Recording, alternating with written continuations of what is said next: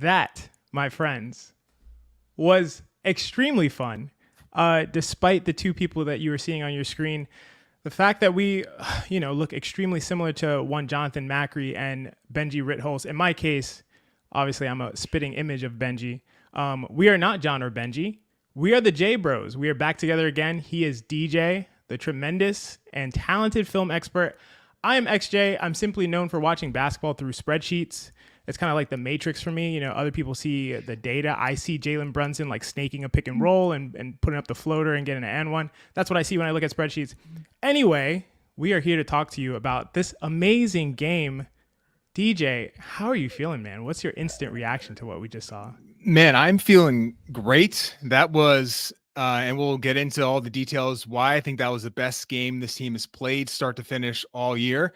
I didn't have, a ton of confidence going into the game in terms of, I thought it would be close. I had no expectation this Knicks team was going to blow this Raptor team out based on the fact that Julius was banged up and being a back-to-back. So just can't wait to sort of dive into the details of what went down. But that was as dominant a performance we've seen in a while for this team. And I think there are so many players that played well, and we'll talk about all of them, but it was just complete domination and ways that were literal because of the strength edge this Knicks team had. And we'll, I'm sure, talk more about that as we move along. But that was a big key for me, just to see the Knicks use their muscle and use it to their advantage big time. Absolutely. I agree with all of those points. To me, that's a statement victory. And the one that I've been looking for personally, like I've been watching all the games, obviously this season, got some really good wins, huge, unbelievable, super fun come from behind win against Miami. But this one was a statement victory to me. And like you said, dominant performance, especially in the second half, like utter domination. It looked like the Raptors didn't belong on the same court as the Knicks. And for me, a little behind the scenes for me, I've been having some back and forth with some Raptors fans. I'll tell you what, these Raptors fans are annoying. They are annoying. But I tell you what else, DJ.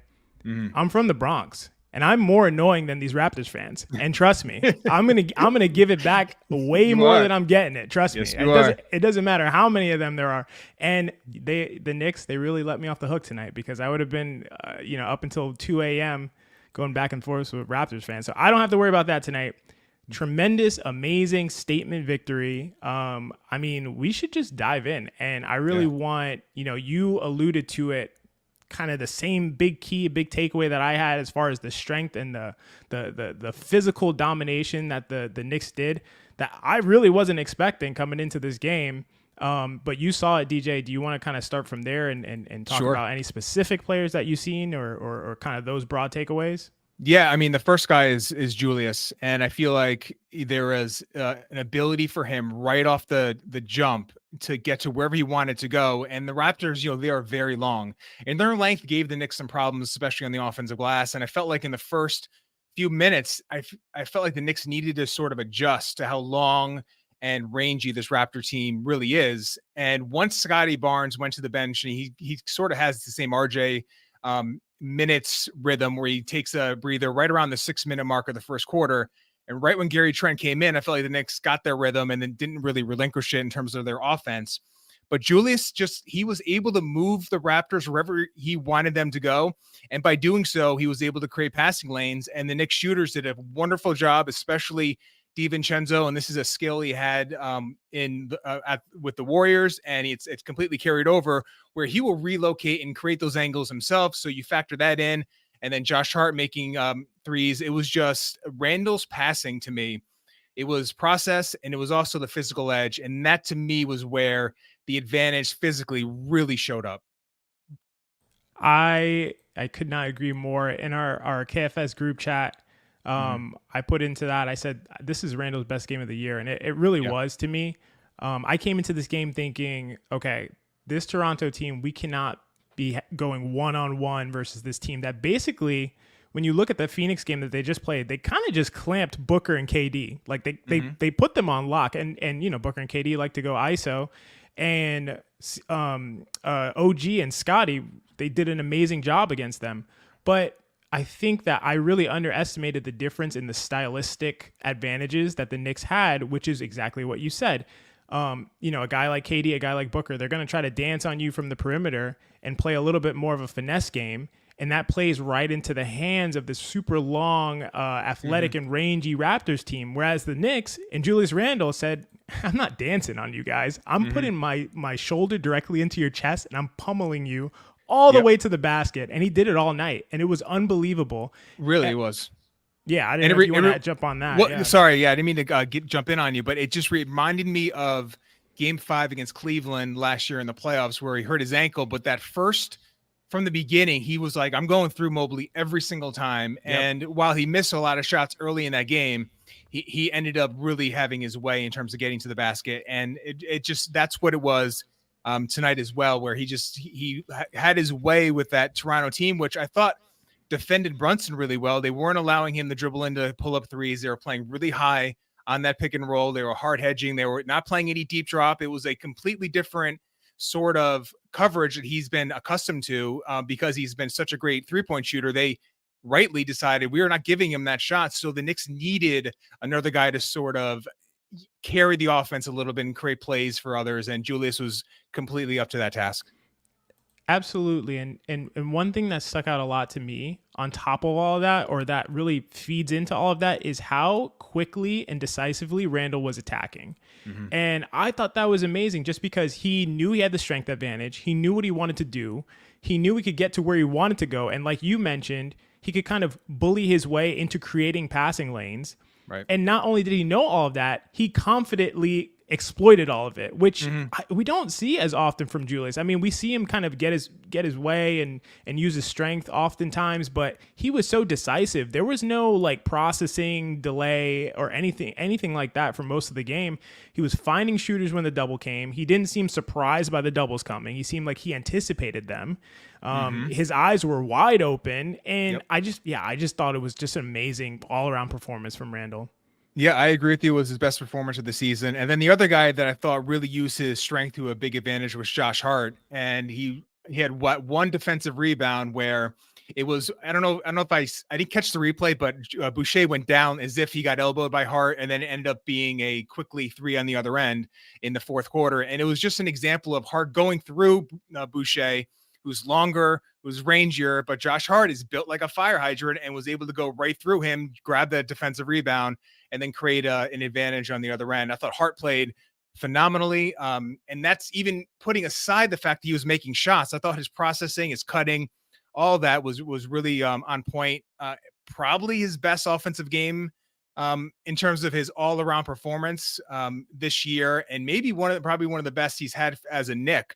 And just in terms of like his ability to get to the rim, make passes, and then make shots, didn't hesitate. I had the one hesitation where he stepped out of bounds in the right corner, but overall, I thought he played really well, and he had a big strength advantage as well, and really used it. I think that's a big takeaway. Toronto's got to figure out, against these physical teams, do they have the sort of sturdiness to handle some of those rosters? But if the Knicks really exploited that, and it was like not something I necessarily thought was going to be the case. So happy to be proven not necessarily wrong, but surprised going into this game. And I do want to say it was it tied at half? It was a close game at halftime. I think it was tied at 57 all, I believe. Yeah. 57 all going into at halftime. That third quarter was utter domination by the Knicks, and really overall the second half. And Josh Hart was a big reason for it, as you mentioned. He was just so aggressive and assertive, and I think this is like such a pattern. It's with some of these players. It's when we see them be aggressive and confident and assertive, they play really well. And Hart is absolutely one of those guys. There was this pass, quickly got into the teeth of the defense and kicked it out to Hart. And Hart pulled up. It was above the break. And we know that Hart has not been shooting well above the break all season. From the corners, he's been okay. Above the break, he has not been consistent whatsoever. Josh pulled up and hit the three with so much confidence. And it looked like, I imagine, he's so expressive.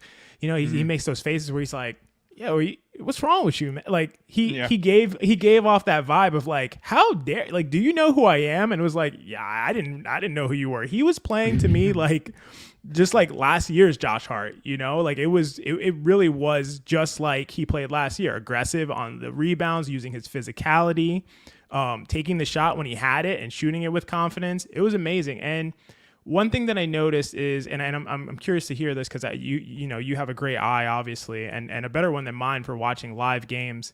I felt like they were helping, the Raptors, helping off of Hart a lot, to the point where it was like they were kind of disrespecting him, just like leaving him alone on some plays. And I felt like he was emboldened by it. Like there were at least 2 or 3 plays where I was like, that's a lot of space that they're giving him. And a couple times he attacked the space and got passes from Julius on cuts and was able to kind of go right up at the basket. And then a couple times he caught it and shot it and was just like almost indignant to me. Like I think he realized that they were treating him like some non-shooter. And I think he obviously doesn't believe himself to be that. So I wonder if you saw that as well. I definitely did. And to me, it's been sort of a theme this season where teams are just going to play him, you know, especially when he's playing with DiVincenzo or even RJ when they're sharing the floor. They're going to play off Hart, and at times I think it's been a benefit to the defense to do that. But tonight, I think you're right. It was a quick decision making, that one cut where he had the lefty layup at the basket, I believe, off the Julius pass that you referenced, and then just the shooting overall. You know, it was a phenomenal performance from him. And, you know, we know he's been a better shooter than this over his career. Yes, there's been peaks and valleys, but his shooting was going to sort of get to maybe not, I'm sure it's not going to be at the level it was last year as a Knick, but if he could be upper 30s, you know, maybe pushing 40% on, you know, decent volume, that's just what you expect. Or that's as bad as good as you can expect. And then you have all the other intangibles that he's bringing to you. It was just, I think his aggression overall was apparent, and even came out in ways where he and Hartenstein had a few occasions where it was like they were both going for the ball and the ball got tipped around and it ended up being an offensive rebound for the Raptors. He was really demonstrative. I think got a technical foul during the game. He was just really into this passionately, aggressively, and emotionally. And he really, for the most part, used it to his advantage. A big game for him. And in that third quarter, you referenced it, I thought Grimes had it was a few moments, but he sort of had a little bit of an awakening, got to the free throw line, made a nice pass to Mitch for a dunk. And then Robinson, Mitch, he just was all over the ball in terms of getting hands, getting steals, generating a lot of events on that end. And then Randle's passing in the third quarter really started to jump. So I agree with you. Tied going into the third, not so confident going into that, but the Knicks just played a phenomenal third quarter and really just sort of put their foot on the Raptors' chest and didn't let up until, they really didn't until like a few moments in the fourth quarter when the game was already decided. Just a phenomenal game overall. And, I feel like there was so many, the bench points, they scored, I think 52 bench points, and the Raptors, 52-25 bench edge for the Knicks. That is a big time advantage, and their bench continues to be a major bright spot. DiVincenzo shooting as advertised. He is a phenomenal shooter, especially out of that right corner, which he has to be over. He was 12 of 20 coming into the game, and I think probably shot, I don't know if he missed one from the right corner in this game. Just another great game shooting out of that spot above the break as well. The bench has been phenomenal and just has been carrying over and really being a big source of offense and just change of pace for this Knicks team. And it's a real edge against some of these teams that don't have a great bench. The Knicks can really count on, sort of building leads or cutting into leads with their that unit. 100% agree with everything you said. It's nice that you gave a little shout out to Quentin Grimes. My dog, Quentin Grimes, he did show a little glimpse, a little promise attacking in the third quarter. Just a little bit. It was a little bit, but it was worth a shout out. And I'm glad you mentioned it. But like you said, the bench, you mentioned shooting, you mentioned confidence.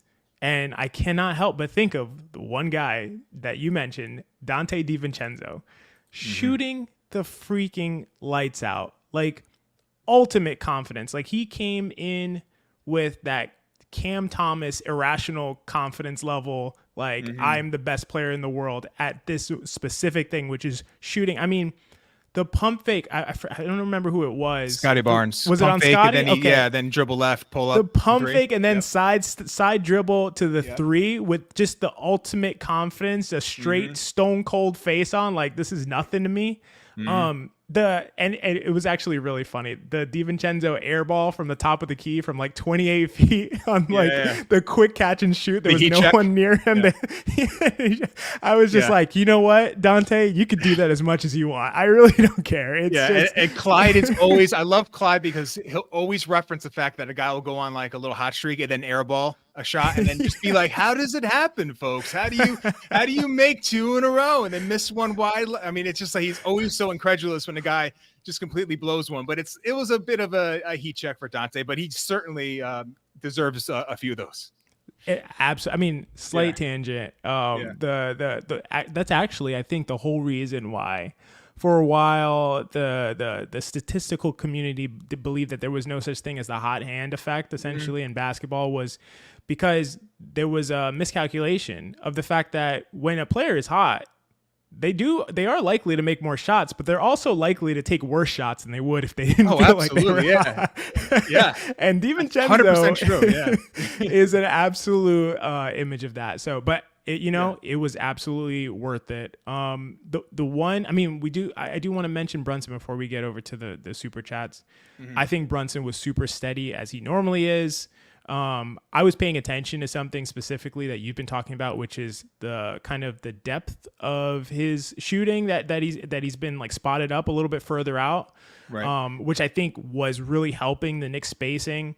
And to me, it was like, at this point, the level that Brunson's playing on, Toronto, you can't have a Schroeder on him. You just can't. You can't live with Schroeder on him. I think Schroeder got completely taken advantage of, and anytime Brunson saw him, it was immediately ISO.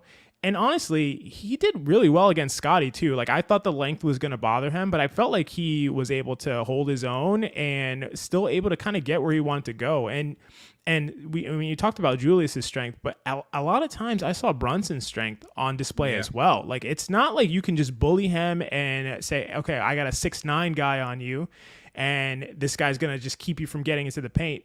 Brunson can get there, and he's obviously not the fastest guy in the league, but he's obviously crafty and a really tremendous core strength that I think was on display tonight as well. Yeah, I mean, Benji's talked about his shoulder, left shoulder specifically, just creating space. But you're right about the core strength and balance. That's where his strength really shines offensively, at least, because he creates that impact that he'll create the contact, but a lot of guys can do that and then not be able to rise up balanced and make a shot. And he does that as well as, I mean, anyone in the league, especially against taller, sometimes stronger opponents. I mean, just a phenomenal job by him against, and I mentioned it earlier on, it was a defense that was really trying to take his 3-point shooting out of the game.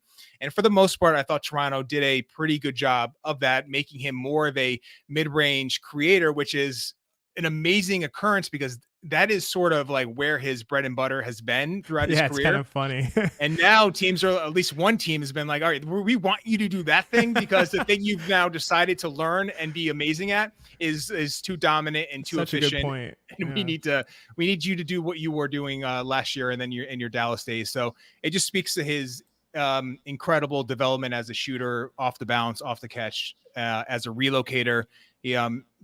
He and DiVincenzo, if you just watch them move and create angles, I mean, yes, Julius is doing a lot of the creating himself and creating those passing lanes in that space. But if he doesn't have guys creating the angles to create that passing lane, it's like you need both strings to be attached, and Julius does it. And then he has shooters that are able to relocate very well. And that has created a nice little symbiotic relationship between Julius and some of these shooters. I think it's been where this team maybe has a little bit higher ceiling than last year, because I think, they've added shooting and their shooters they have on their roster from last year have gotten better. And I think they've sort of like figured out a better way of creating looks using Julius's gravity and moving and relocating and getting open looks. I mean, I think that's been a real key for their early season start. I totally agree with all of that. I think that's tremendously said. Before we move over to super chats, we don't have the AG1 a drinking game with us tonight.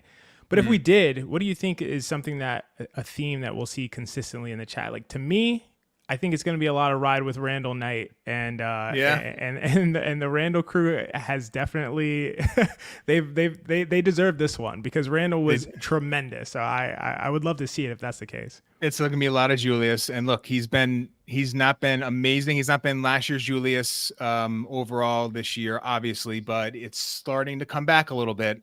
The shooting is going to be is sort of like the last frontier, at least for this year, in terms of getting back to where he was last year. I have to look at it a little more detail, but the shot, just the form itself, looks like it's got a little bit of a hitch in it. Like, it doesn't look smooth coming out of his hand from his dip all the way to his release. So I think there's something a little bit off with his shooting form, and he's a 2-motion shooter. There's a lot of things happening, a lot of variables that he has to contend with. Any 2-motion shooter does. So things can sort of go haywire compared to a guy like Quickly, who's more 1-motion dip to the release. It's a lot less moving parts. So going to dive into that maybe tomorrow or this weekend. But I just feel like he's been trending in the right direction. Physically, his finishing has gotten better. And then at least passing tonight, just as good as it's been all year for sure.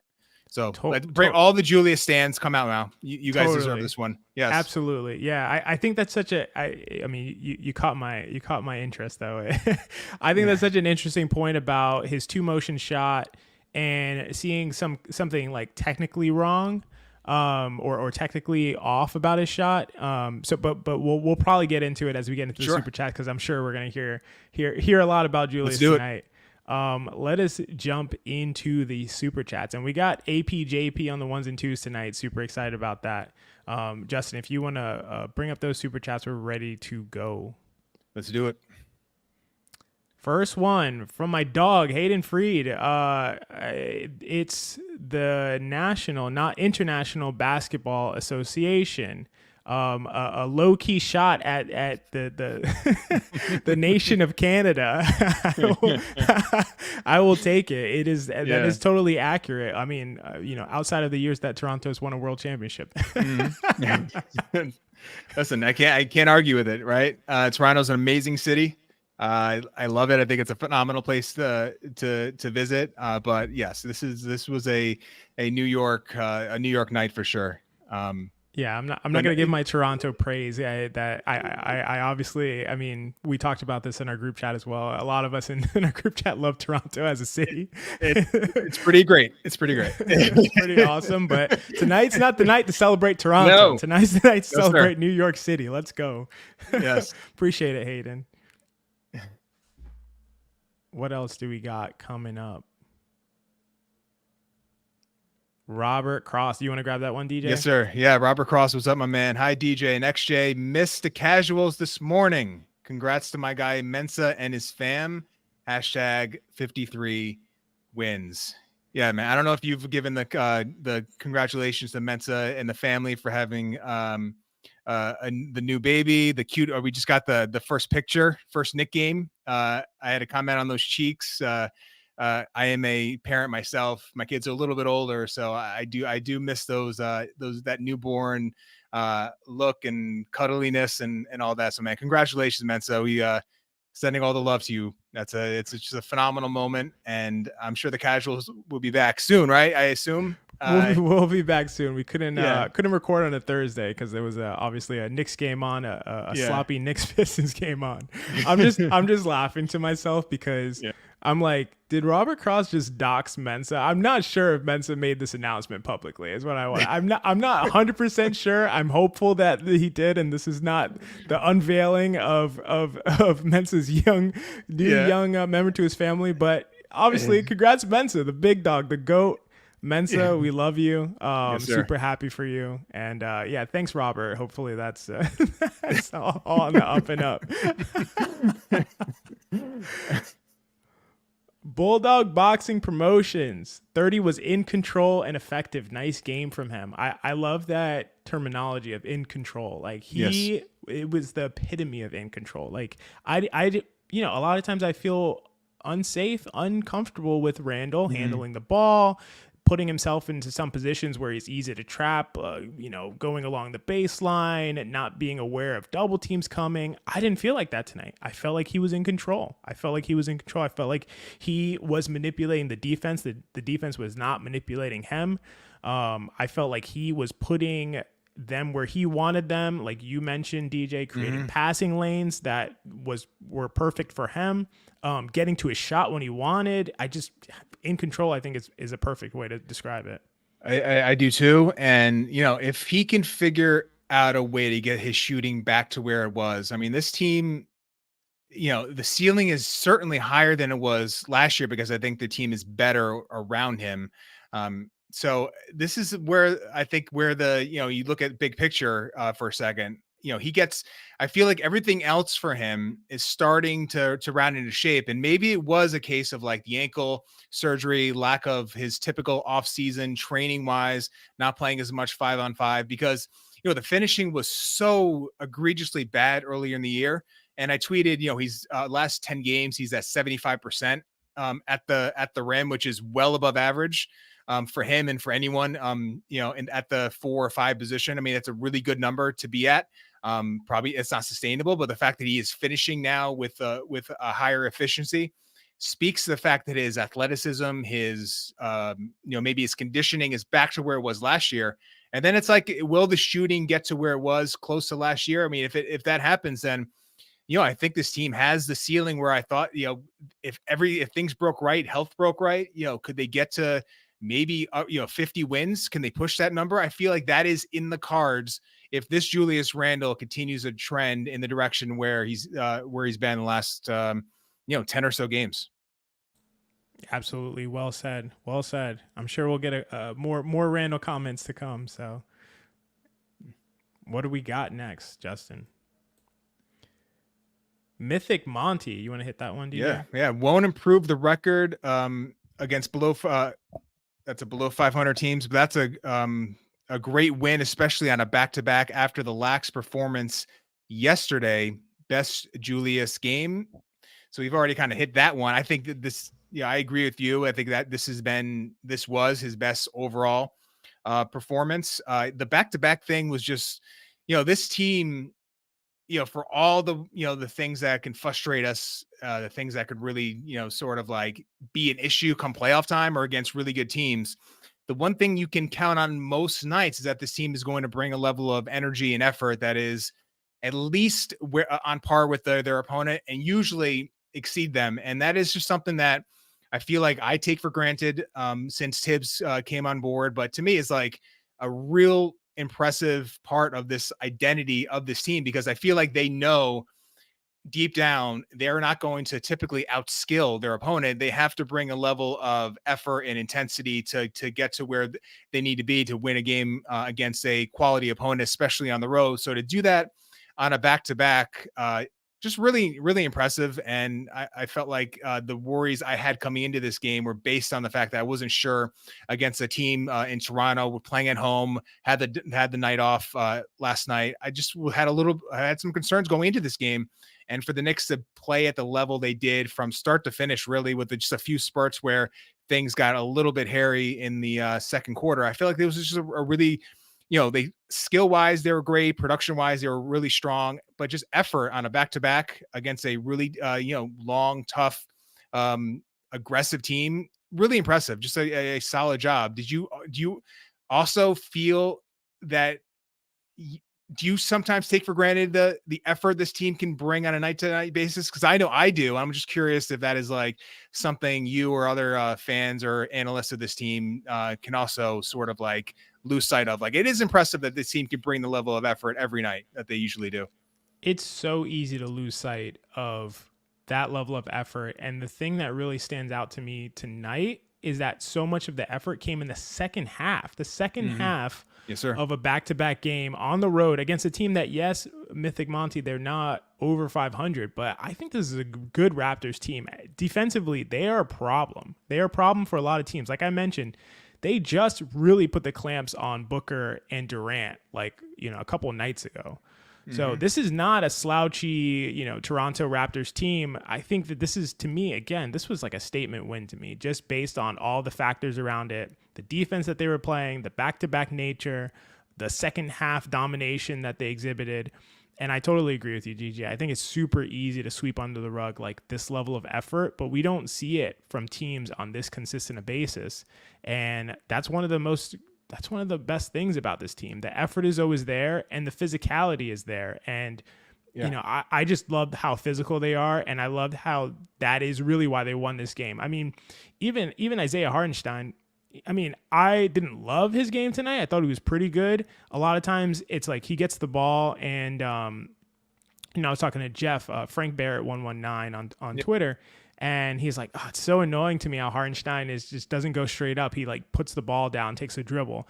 And I agree. It's pretty annoying. It's also pretty cool that he puts the ball down and pummels the defender into the chest. He gets his shoulder. Yeah. And it's just clearly to me, they're like, we can bully this team. It felt like a concerted effort. It felt like they're tough guys that really fight down low. Julius, Hartenstein, Josh Hart, like you mentioned, those guys were like, yo, we can bully this team. They're long, they're athletic. But you know what? We're a stronger, more physical team. And to do that on a back-to-back on the road, especially in the second half of that back-to-back after a tie game in the first half, that's super impressive. Yeah. Yep. And, I will, to Jeff's point about putting the ball on the floor, that is like, Mitch had one, I think it was the second half where, I don't know if it was an offensive rebound, but he was like, he put on the floor and the ball got immediately stripped. It is like, it's just one of those things where, probably, if you're playing the game, it's like, or you're on the court, you could see where that was a needed play. But when you're watching it, I feel like I fall victim to this all the time, where I always assume the big center can always just go straight up. But there is a need sometimes to sort of gather yourself and get your balance. And, if you're not like a 99 percentile athlete or an incredibly strong player like a Dwight Howard, where you could just power through off the catch and off that generating that offensive rebound and just go right through guys. Most big men can need that extra dribble just to gather themselves. But yeah, there was one player, Hartenstein, did it and he went right into I think it was Precious that was guarding him down low and just went right through his chest and finished it. And it was just like a good reminder, as you put it, like the Knicks really had a concerted effort to utilize a big advantage physically, which was their strength. And it was just a phenomenal. It reminded me of the Cleveland series where the Knicks knew they had an edge in this one area physically. And they were just off a back-to-back to be able to get that message sent. I don't know if it was like a coaching thing or just like the players just all collectively decided like, we're going to physically dominate this team. But it reminded me of the Cleveland series where the Knicks knew they had this edge and just put it into practice in a way that was just so apparent for anyone to see watching this game. Really, really, really cool to watch. Always, it's like a throwback a little bit, not your typical like modern style, but super effective anyway.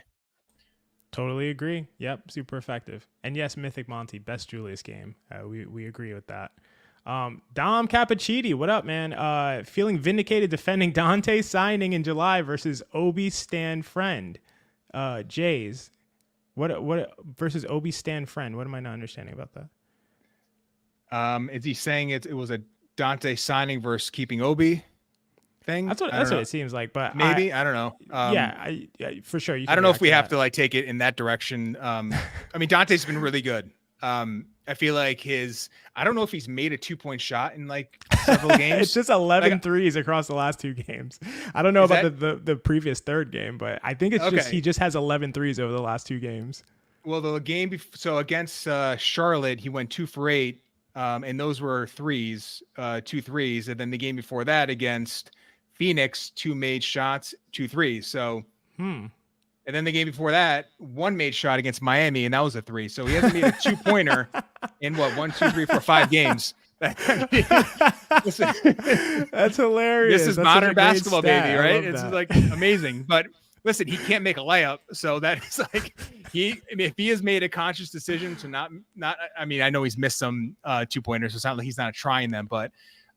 His finishing at the basket has been like a problem. Let's just put it lightly, but his shooting has just been phenomenal.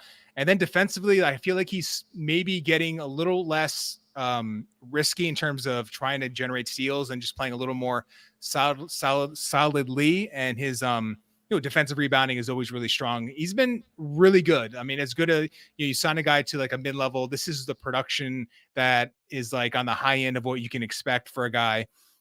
Big component to their bench unit that has been really good. And I just feel like he's been, I just feel like he's part of the roster now in a way that is pretty seamless, where I felt like early in the year he was trying to find himself, especially his relationship with Julius on the court just felt a little strained at the beginning. They've figured out a way to utilize their collective strengths. He's been really good. And if he's going to shoot at this level or close to it, I mean, the Knicks got a bargain. I mean, if he's going to shoot 40+% at like really good volume, I mean, and play good defense, that's a really good rotation player and a guy that has played playoff games and is probably not going to be scared of the moment when they get to the playoffs. Just say he's been as much as you can expect from a guy signed at that level of deal. He's been everything and probably a little bit more. Totally agree. If he's gonna shoot like this, it's like a no-brainer. I mean, obviously, I don't think like this is sustainable, but I do think he can shoot 40% over the season. And I just, with his defense and everything else he does, all the intangibles that he brings, the energy that he brings, just the high-flying rebounds that he attacks, I think he's a tremendous player and fits perfectly into what they're doing here. So he had complaints about Dante. Yeah, real quick before you get to the next one. He had the one rebound, I think in the fourth quarter, where it might be the one you're referencing, where he leaps up off 2 feet to get it with 2 hands, and then immediately goes into like a deep squat, right? And like it was like kind of around the 3-point line. And it was like, these guys are just phenomenal athletes. Like it was like, how much hot yoga has he done to be able to like generate that much force? Like all those box jumps and all those like yoga poses, like were like perfectly like shown as like, all right, this is all the athletic ability I have in this one occasion where I'm going to jump higher than everyone and I'm going to get lower than everyone. It was just like one of those things where like these guys are just phenomenal athletes. And it was like, I thought it was like a cool little moment for a guy to showcase all that on like a half a second play. That's the exact one I was thinking of. Yeah, it was so cool. It was just ridiculous, and the fact that he just gets so high, and he's so aggressive at attacking the boards and based on that landing that he's just going all out. Like he's going all out. He's maxed out. He's like, I'm getting this rebound, and to get that from a 6'4" guard is really unbelievable. We have 2 of those guys. We have Josh Hart, who's more of a wing, and Dante, who's more of a hybrid wing guard on the smaller side. But 2 of those kinds of guys who can do that and really aggressively attack the boards from the perimeter. It's just really, I think that's an underrated aspect of what the Knicks have going on this year. So I totally agree. Agree with you there. Yeah. What do we got? Keith, is that you? Is that your turn? I think so. So we got extremely impressive W all around, especially after last night. Totally agree there. Shout out to those Nova boys. Fist bump to KFS. Yeah, man. I mean, the Nova boys, I mean, they have they closed the game last night. The 3 of them, as Benji aptly put in his post-game show after the Pistons game, they were like, he referred to them as the adults in the room to sort of like put the game to bed. And then it was like, obviously Brunson didn't have his most efficient game, but he was really good. I mentioned Josh Hart just being this probably his best game of the year. And then DiVincenzo continues to light it up from 3. Phenomenal performance by the 3 of them. And you could just see, it's like, as you watch them, you just see things in terms of like the aggression that they can bring on in all their different ways. Like, it's like, they're not the longest, the strongest, but there's like a physical nature to them and like a athleticism that is really well applied to the game of basketball, where you wouldn't put these guys on like and test them in like an empty gym and be like, all right, these are amazing athletes, but they for in different ways, they apply that athleticism in a really phenomenal way. So I don't know if that is, comes from like where they went to school at Villanova. Maybe it's like how they teach them athletically or how they recruit them. But however it is, these guys they really apply their athleticism in a phenomenal way. And I think all 3 of them they're just such smart, good basketball players. And it's simple. It's a simplistic way of looking at it. But the more like good, smart basketball players you have on the floor, despite maybe some like athletic deficiencies or height deficiencies, it really can benefit your roster to get these guys on the court. And obviously they have like the symbiotic relationship and they play off each other really well. So yeah, man, I mean, the Nova boys have been just really good. And I like that Josh Hart is rounding into shape. The bench unit in general with Hart and DiVincenzo, quickly, Hart. I mean, they really are, they have something going for them. And this has been like a different unit than it was last year, but it's like their bench unit continues to be a major strength. And it's just an edge. The Knicks can go into every game thinking, all right, we have this edge. So we can go down in the first quarter, but we bring in our bench in the second quarter. We can really come back and make this a ball game or extend a lead. So yeah, but it's based a lot on those Nova boys. And I feel like it's a really good point by Keith to mention that they were really good tonight again. Yeah, not much to add for me there. I think to me, it's just the thing that stands out, something that you mentioned with it, which is just the basketball IQ. I think of all three of these guys, knowing where to be, knowing how to time cuts, knowing how to play off of the way that the defense is playing them. I think it's all amazing. And I think it's really such a sophisticated point you brought up about their type of athleticism in each of them and the way that they're able to leverage it to maximize their abilities. And I think, I mean, maybe Dante might be the only one who's like a kind of more a traditional high flyer athlete. But you know, he's still kind of, he still doesn't have all the traditional athletic gifts. I think he has. Yeah, he's got a load on 2 ability. feet. Yeah, it's like he's a 2 foot. He's not going to go off 1 foot and like sky and finish on the half court. So it's a little bit different, but he is certainly like probably the best athlete of the three. Right. Yeah. And it's just the way that they're able to really leverage the athleticism that they do have and to get the most out of it. Yeah. I think it's something that I really love about the game of basketball, about watching basketball players who may not be the most athletic, may not be the fastest, but they are able to figure out how to get the most out of what they do have. And I think there are players who do have some of those more athletic gifts that aren't able to leverage them as much as some players who don't. And I think that's such an amazing thing about the game to me. And I love seeing that in these guys every night. And shout out Ryan Arcidiacono. Yeah. Yes, sir. Yeah, don't want to forget our boy. Yeah. All right, go. You can take this one. Robert Cross coming back. Who from KFS is heading to Vegas to celebrate our mini chip? I'm looking into some sweet options at the Venetian. I like the faux gondola. Hashtag 53 wins. Is Robert Cross funding the trip? Did that just happen? Then we're all going. If that's the case. Listen, I'll share a room too. I don't need my own room. I'll share a room. You know, I don't need anything fancy. Absolutely, I'm down for that. Yeah. Where are you with the in-season tournament? As we like kind of he mentioned it. So there are you looking forward to the Milwaukee game coming up here? Absolutely. Yeah, I love the in-season tournament. Like I was a pre-fan. Like I thought it was going to be good before I seen it, but you never know. And I think it has been good so far. I think it's only going to get better with these games that are like, you know, they are going to be intense, I believe. I don't know if it'll be like playoff atmosphere, but I think it'll be close.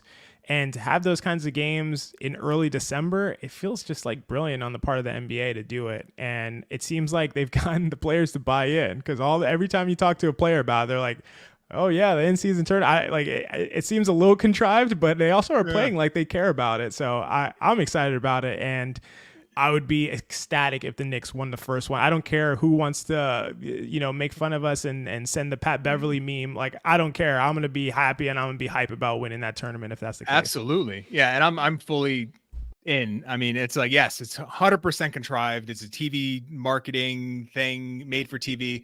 But I mean, you said it. If the players are going to buy in, I mean, the crowds have been phenomenal. That Kings Warriors game the other night was just, I mean, that was a playoff atmosphere. That's probably like a lot of like carryover from last year's playoffs. So there's like that game would have been intense regardless of the in-season tournament, but that's just an added layer. And, I don't care that we're going to play the Bucks the fifth time. Like, I feel like, I'm just like, let's go. I mean, if we can win this game and then go to Vegas, I mean, that is just going to be like an amazingly like fun and just like to put these guys in an atmosphere in a position, the Knicks that is, to like have to perform in a game that's going to be on national TV and a game that's going to be up to in terms of the intensity. Like that's only probably maybe going to have some benefit, like maybe not. I don't know. Like you can probably go both ways in terms of like this team looking to like the playoffs down the road. But regardless of the fact that even if it doesn't, it's just fun. I mean, I think fans should have fun with it and try to just buy in, even if you have to like force yourself. It's going to make your enjoyment of the big game of basketball even better. So just like the Knicks are in it, the Knicks have a chance to move on to Vegas. It's fun. And that's kind of like the tact I'm taking. I feel like that's like good advice for anyone. I mean, how can we complain about something that even approximates a playoff like environment in the middle of or early in the season? Like I have no complaints about that. Yeah, totally agree. What do we got next? Be more Corey. Josh effing Hart. Raptors missed a ton of bunnies, many of which were caused by Mitch. I want to know the stocks leaders this year. By the way, be more equals Baltimore. Baltimore Corey. Appreciate the donation and the shout out to Mitchell Robinson, somebody we haven't talked about yet. You want to talk a little bit about that? So I think he may have ended with 4 steals, maybe 5. So I have to check that, but it felt like in the second half, especially, his hands were all over the ball. And, I felt like you're right. The Raptors missed, I think B. More Corey makes a good point about the missed layups.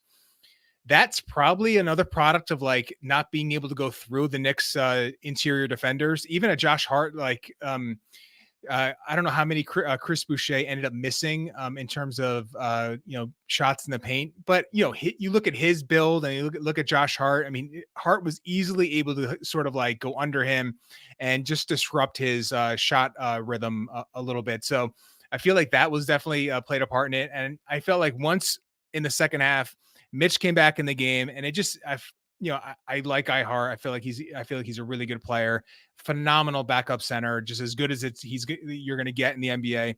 I didn't love his game tonight, and I felt like the Knicks needed Mitch to take the reins on the interior, and he did that. And he continues to play passing lanes and deflect balls, generate steals.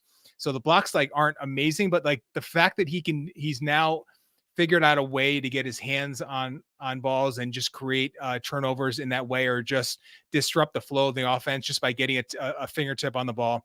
He's been like as good as you're going to get. I know like the rim protection numbers in terms of the efficiency against the Knicks is like higher than you would think. But I think a lot of that is just it's more like a deterrence thing than anything. And I feel like Mitch in general is just playing not quite a defensive player of the year level, but like on the cusp of all defense at that sort of like maybe 6 or 7, if you're going to make a top 10 all defense team, he's kind of right in that category right now, not quite in the Gobert Adebayo range, but probably in the tier right below them. He's been just as good as you can expect from a guy that you paid a reasonable contract to, and expect probably like something less than that when you sign him to that contract. And now he's pushing like top 10 center in the NBA. So that's the outcome for the Knicks front office. And for Mitch has been as good as you can probably expect. Mitch has blown away the value return on the contract that he signed at this point, especially it being a descending deal. Mitch has been unbelievable, incredible on the defensive end and on the offensive rebounding end, which we all know that's what he does best. So great shout out, Baltimore, Corey. Appreciate it. Yeah. It looks like we have a lot of super chats to go. So we're going to move quick through these. So we got Haitian Ferg. Thank you so much for the donation. I got 2 words: breast milk, mic drop. That's none other than Josh Hart. That's a reference to our boy who had the best game of his season. And after it's almost like he needed that, not complaint, not but it was almost like an airing out of where he was emotionally to the media. And in the last 2 games since then, he's been really good. So I mean, it's almost like too cute a transition from like when he spoke to the last 2 games to make a direct causation here, right? It's like more causation, not correlation. There is a correlation, but not a causation. Right. Yeah. Technically, right? Is that the kind of how you have to break it down? That's totally right. Yeah. Okay. I do think, and I think there is a correlation to some extent. We definitely can't assert causation, but I do think like, I like when players speak out at times in the way that Hart did it, especially at the end, saying like, yo, I'm not a disgruntled player. Just so you know, like I think that it is sort of freeing, right? And I don't have data and hard evidence to support this, but besides like my experience in my personal life, sometimes when you get something off your chest, it's like something's bothering you. You're just like freer. You just have the weight off and you can just play how you want to play and be how you want to be. And it's like, man, I've been holding this in. Let me just let this out and then let me ball. And that's what he did. And that's what he's been doing. So I don't have a problem with it. And you know what? And he can drink all the breast milk that he wants too, by the way, because it's working now. So we're getting last year Josh Hart, which I love. What's the next one? Rob the Loosema. Sup, fellas? Hope the turkey was plentiful. Appreciate it. Hope it was for you too. So are we gonna go back to have a serious discussion about RJ or nah? Much love. The RJ. I was wondering if and when this was gonna come up. Yeah. Listen, we have to talk about it, right?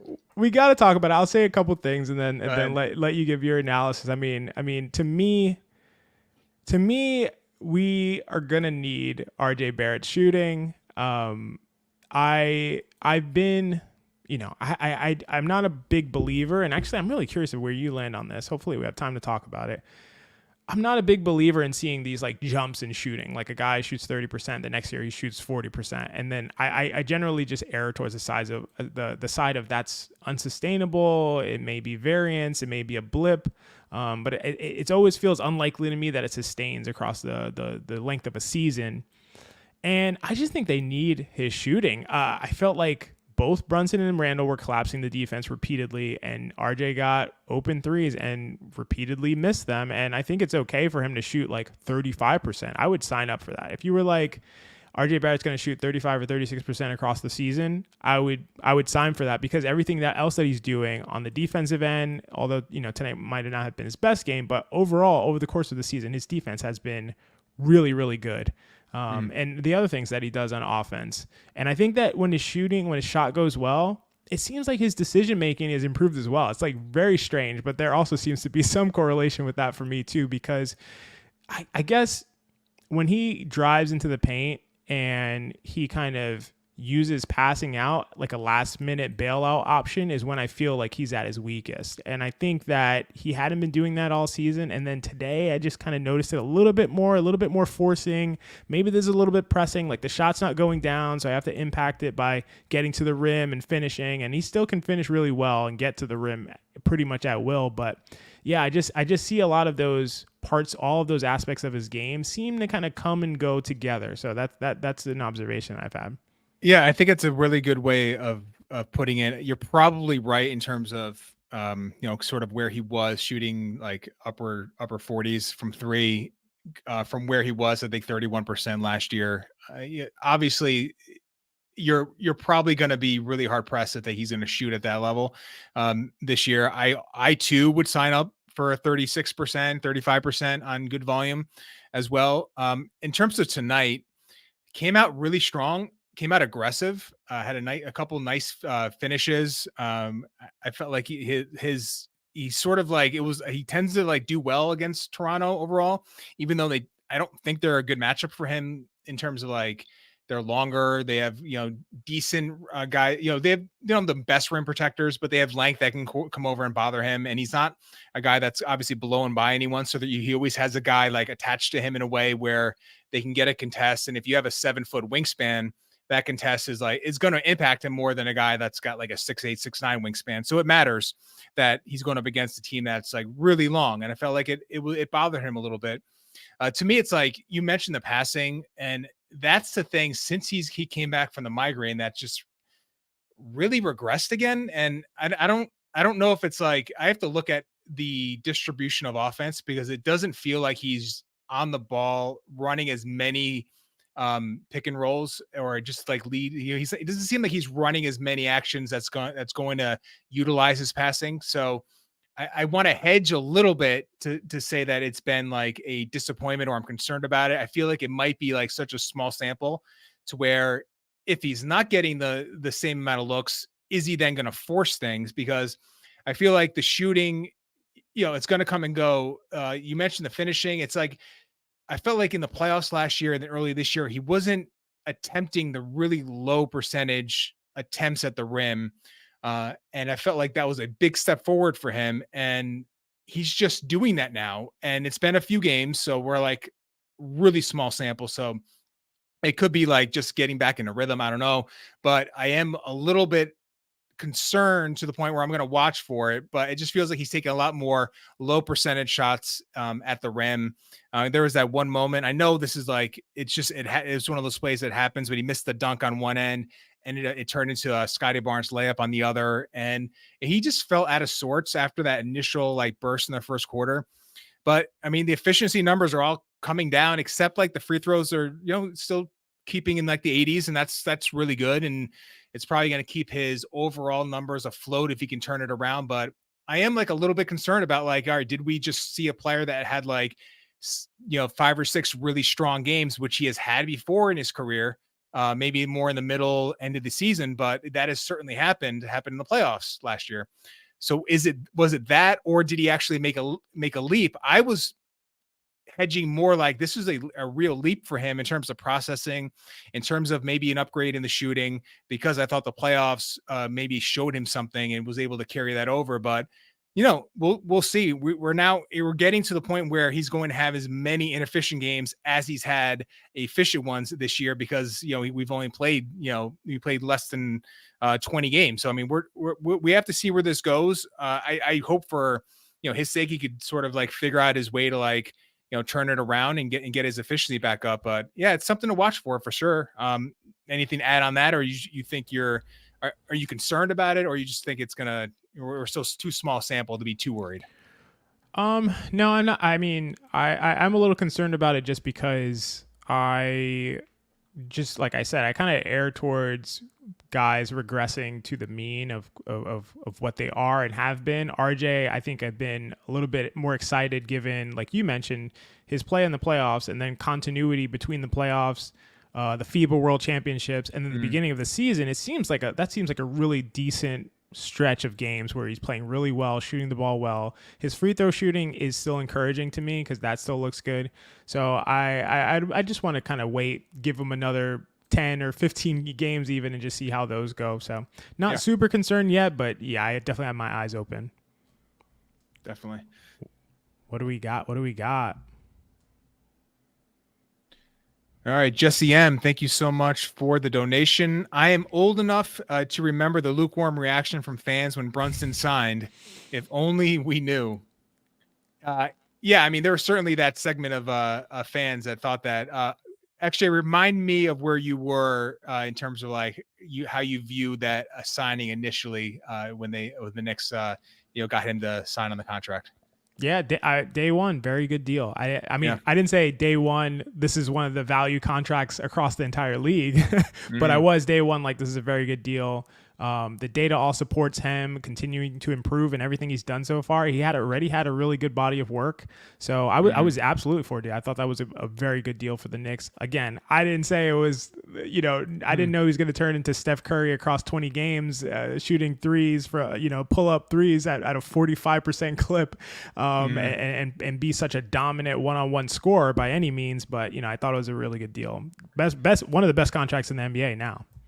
Absolutely. Yeah. And it continues to trend upwards somehow, some way. I mean, it's amazing. Even like the passing this year, I feel like has gotten a little better, especially after the first like handful of games, which I didn't think was great. Last 10 or so, I feel like his passing is just trending up as well. Just the entire package. Still in his, 26, 27 years old. There's probably still, if he might have another level. I mean, I'm not doubting him anymore. That is for sure. I mean, I'm not betting against Jalen Brunson. No, at anything. Leads the league in charges. I mean, going to set the Knicks record, likely on pace to do that. I mean, just a amazing start to the year for him. Absolutely. Yeah. I appreciate it again, Jesse M, for the comment. Thanks a lot. Robert W. Cross. He is back. This is for you, DJ. Let me ask you then, DJ. All right. Would you move Grimes to the second unit at this point? Here we go. Why or why not hashtag 53 wins? This is for you, DJ. I can just sit back and just Robert Cross, watch you squirm. He puts you on the spot. He doesn't let you, he doesn't let up. I appreciate the question, Robert. Seriously. I am not going to take him out of the starting lineup. I feel like this lineup works partly because of his defense. I think his spacing is still, it's a hard thing to sort of quantify, but teams do respect him still in terms of like they are not gonna, if he's on the strong side and you have Brunson or Randle, they are not gonna help off him. It is just not gonna be a thing if he's on the strong side corner. That is, so his impact offensively obviously needs to get better on the individual basis. We mentioned he had a pulse there in the third quarter for a stretch, a few possessions. Hopefully that is something he can build on, even though it was a small a glimpse, as you put it, XJ. But to me, I like quickly on the second unit. Personally, I think Grimes at the point of attack against most teams, that defense is really needed. I don't know if it was like, it's funny. Like against a really big wing, he can struggle. So I don't think tonight was like the best time to showcase what he can do defensively, but against a team like Cleveland or Atlanta, against a lot of teams that have like your, 6'5" and under high level scoring guard, you're going to want Grimes on that matchup because you're not going to want to put Brunson. And quickly, he's such a great off ball defender that I think you want him playing that role so he can roam, communicate, and do the great things he could do as a rotator on the defensive end. I think it utilizes everyone's defensive strength. So I'm not ready to move him off the starting lineup yet, but listen, he's got to play better. That is, as a Grimes stan, I am fully willing to admit he has not been good this year offensively and just needs to get better. That is just is what it is. I'm not going to write him off. I think he's a young player. Young players have moments like this. Development is not always linear. Maybe this is going to be a moment for him to figure it out. He can build off this game. But where are you on the starting lineup? Grimes, bench him or not bench him to where he's not going to play, but would you consider moving him at this point to the second unit? How do you feel about that? Nah, I'm not moving him. I'm really where you are. It's too early. It's 17 games in. Grimes has now played, I think, like 130 games in his career. He's a young player, as you mentioned, and regression works both ways, in my opinion. So not only do I think players who are kind of playing above like who they are, their true value, are gonna kind of come down a little bit. Mm-hmm. I also think guys who are playing below what their true value is are gonna ascend as well. And I think Grimes is one of those players. I will want him to just play through it. If I was a coach on the team, I would just be continually injecting him with confidence. I'd be like, listen, this is our starting five. You're not going anywhere. Dante is doing amazing in his role, and we want him to keep doing that, and we want you to thrive in yours as well. So to me, that's where I'm at. I'm giving it at least like, honestly, through the middle of the season, if not more. If he's playing like this, 45 games in, then I'm like, okay, we got to start getting ready for the playoffs. Maybe we need to make a switch. But right now, I'm giving him a long leash and just letting him work through some of these struggles in his third season. Yep. Thank you, Robert. Appreciate it, Robert, as always. That's on you, DJ. All right. I'm Cappuccini. Don Cappuccini. Cappuccini. Yes, thank you so much again for the donation. Appreciate that. It was nice to see Jekyll back. I hope he stays around for the in-season tournament, IST. Real talk though, what's up with the trend losing defensive glass battles? It's starting to get infuriating. What are you seeing on the defensive glass? Because that is something that's sort of like creeping up a little bit as like it was an edge the Knicks had. Now it's not so much every night. It's such a good call because I've noticed the trend as well. And it was one thing I wrote down as well. I wrote it down at halftime, and basically I was planning if we had to come here in the worst case scenario, I was going to say the Knicks cannot come into this game and get out offensive rebounded and defensive rebounded and win this game. I would have thought there's no way that they could happen. And they caught up on the defensive boards. They got out offensive rebounded. A couple possessions, it was like, 2 or 3 offensive rebounds at once, kind of like the cheap stacking up rebounds kind of thing. But I have noticed that as well. I don't really have a great read on what's happening. I do want to say for me, I thought Mitch was really good in, he was just like really good with his hands and really good with his deterrence, but I didn't feel like his elevation was there, and he seemed like he was laboring to me. Like I think he a couple died times. on some I agree. Screens, and he was like a little, he just seemed like not totally there. I think I want to see the minutes spread because it just felt like, okay, it did play 32 minutes. So that's more than I thought. But in the first half, it felt like Hartenstein was out there for a long time. And I just felt like Mitch was really not all there, and maybe that has something to do with it, but he's been such an incredible monster with a 20% both offensive and defensive rebounding percentage, which is absurd. It's just unthinkable. So I don't know if he's getting kind of worn out a little bit, and I don't know if it's all on him. So I would defer to you on this question. I've just seen the trends as well. Yeah, I wonder, it's what game. There was a game a couple nights ago. It was the Miami game, I think, where the Knicks were really getting beat up on the boards. And then I think it was like the third quarter, the Knicks started to change the trajectory of where that game was going on the defensive glass. And it was more Brunson crashing and helping out in that area, helping out on the defensive rebounding, because, if Mitch is so good as like I don't know if he leads the league in box outs, but he's always like amongst the league leaders in boxing out on the defensive end. So that is going to not necessarily lend itself all the time for him to generate that defensive rebound on himself. So it requires like Julius or RJ or Brunson or even Grimes to come in there and help out. So don't have like a specific thing that I'm seeing. I will say I will look for it. When I do the rewatch, I'll see if like there was something that stood out, just as like behind the scenes stuff. It's really hard sometimes when you're like watching the game to see like certain trends, or it does require like a second viewing, sometimes a third viewing to like know, all right, did I see the thing correctly? Or is that like game's so fast, you're almost like emotionally 100%. invested in it. It's like hard to sort of like see what on film caused that, but I'm going to look at it because it was certainly it's been something the last several games that has been like, it's gone from a strength to like something that teams are now, they're able to hang with the Knicks a little bit, and the Knicks need to win those battles to really level to the point where they're, upwards of like 48, 50 wins. They're going to have to be a dominant defensive rebounding team. It's just part of their identity, and it's going to be something they're going to have to get back to where they were earlier in the year. Yeah, and I mean I agree with all that. I also agree with the point of it's really difficult to catch some of this stuff like live watching a game, and that's why I'm not, I how I talk about myself is like I'm not the biggest proponent of the eye test, but I love film study.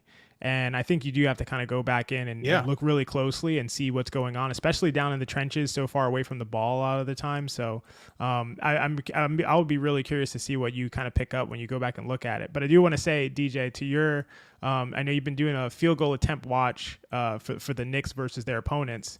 The Knicks shot 10 fewer field goal attempts than the Raptors tonight and won the game by 13. Didn't think I'd see that. Well, I don't know what the Raptors end up shooting from three. 5 for 29 from three. So that takes care of that difference, right? I mean, yeah, absolutely. I mean, that's kind of like where the game was lost for the Raptors. I mean, that is a horrible percentage, to put it lightly. Yep. Couldn't have said it better. Yep. Appreciate it, Dom. Zach Halovich. I'm struggling with it, but Halovich. Is that right? I think you got it there. Yeah. Halilovic, I think. There we go. I missed the I in there. All right. Has Randle ever passed out of doubles better than tonight? What an observation. Also, I know it's really tough, but I'm staying patient with QG.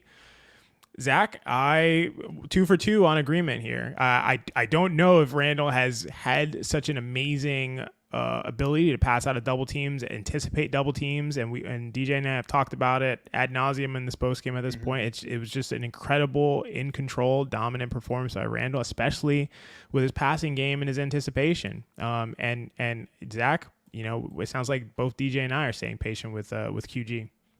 Yeah. Maybe the first game at Atlanta in the second half where the Knicks made all those threes, it was mostly in that third quarter of that game, Randle just spraying the ball out. But that was more, it felt like the Hawks just being so almost like too aggressive and very obvious with their doubles. And it didn't feel like Randle was making those passing lanes. It was almost like the Hawks were giving them to him. So I feel like I do agree that this is his best, in terms of performance passing out of double teams, because he was creating those passing lanes in a way that was much more assertive versus that Atlanta game. And then, I appreciate the patience with Grimes. I feel like we all, as like observers, hyper observers of this team, as on sports observers in general, it's easy to sort of lose sight on the big picture. And I feel like Grimes is a major piece for this team going forward, and we just need to like let him work its way out. And the thing that I know Tibbs is big on lineup data. The starting lineup with Grimes in there is still a positive unit. And that to me is going to buy the patience more than anything. If this unit continues to play well as a collective, he's going to stay with him at least for the foreseeable future. So I agree with you. It's going to be more in that like 40, 45 game area before they even think about making a change, because the lineup is just performing well. So he's part of that. Bingo. I think you hit it. It's the lineup's still performing well, and the second unit is the second unit. So I think while we're seeing that, until this lineup starts to kind of get pushed around, which I don't think we'll see that happen, I think we'll stick with it for, again, like we both have said at this point, probably through more than halfway through the season. So patience is a virtue here, I think, as well. Definitely Appreciate it, Zach. that. Thanks a lot. What do we got on the slate next?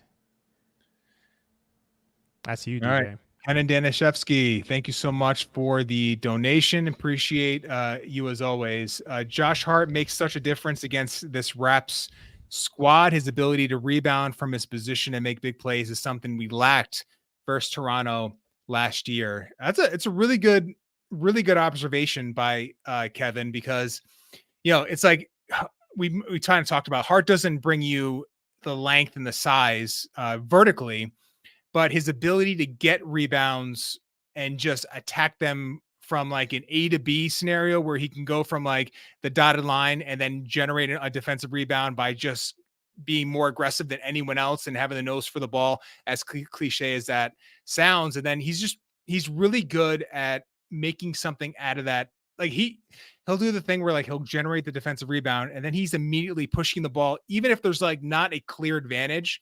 It's like the worst case scenario is that the Knicks now have the ball in their own half court with like 20 on the shot clock, and you can sort of be a little more deliberate and not feel like you have a short clock like around the corner. So his ability to make plays is like, it's the hit aheads, it's like it's the hockey pass, it's the ability to cut, it's the ability to move without the ball and be a really good defensive player, not like an elite on the ball guy, but he's just good at all the little things that you want as a defensive player. And the defensive rebounding is a big part of that. And even though the offense, so it's like the offensive rebounding hasn't been where it was last year, but as a defensive rebounder and playing a lot of for him to be at where he is now, like he's doing everything you can ask for, at least in those in that category. Yep, I agree with all that. And to me, I really love Josh Hart. I mean, I know, Kevin, I know your comment was about his position, rebounding at his position, but I really love the Josh Hart minutes at the 4. Like, I love seeing him battle with guys who are bigger and fight them and get rebounds, over them, because a lot of these guys, they're really lanky, and that's what the NBA is now. Like, 4s are often tall, lanky, long, but not like the biggest imposing physical presences. And Josh Hart is still able to bang with those guys, and oftentimes is able to put himself in better position to get rebounds and knows where the ball's going. I think the nose for the ball thing, like you mentioned it kind of off the cuff, but I think it's a legit thing, and it would be difficult to prove like quantitatively or something like that. But some guys just seem like they're always where the ball is. And I don't think that's, I mean, again, we're talking correlation versus causation here, but it just seems it seems at least just intuitively like that can't be a mistake. And Josh Hart is the epitome of one of those guys. Yeah. So, And last thing on that, I think it seems like he has like incredibly strong hands and always rebounds with 2 hands. It's like, it's one of those things that it's just like pet peeve of mine, why guys don't. Mitch has been phenomenal at it this year. And Mitch has, I presume, really strong hands as well. But it's that those, like we talked about, like strength and applying it and how it works. I mean, that is like, hand strength matters. And he has to have like upper tier hand strength, because when he gets 2 hands on the ball on the defensive rebound, like that ball is not coming out. That's like, it's his, and it's the Knicks are going the other way. And a lot of times he can generate good offense out of that. Yep. Totally agree. Well said. Appreciate it, Kev. Thanks a lot, man. Stevens Guillaume, Nova Knicks in full effect tonight. We've talked Nova Knicks a lot, but I love the comment because this is the night to break it out. The Nova Knicks balled out tonight. Anything more? No, I mean it's been fun watching them. It's the Knicks lacked over the past, like, it's been a while, like probably a decade plus, of just having a roster full of like just smart, heady basketball players. They have them now. They have a roster full of them, and it's nice to know to watch like guys make good decisions and move without the ball and play in an aggressive, like hard manner, but controlled. Super fun. And they were just like, they were all really good tonight, and they've been good for most of the year, and seem to be like heading in an even better direction. So big fan of the Nova Knicks. They get mocked, but they are good basketball players, and I'm glad to have them on our roster for sure. Absolutely. They're all so good. Appreciate it, Steven. Yes. All right. You want to help me with that first name? Guy Huber then. Thank you. Actually, I appreciate that. For sure. Great W. Dante gonna start soon, I think. We'll definitely talk about that, but we can maybe get into that a little more. I'm fair, and Randle was great tonight. Quick decisions and passing. RJ concerning, and OG is legit just a guy. Jag. A jag.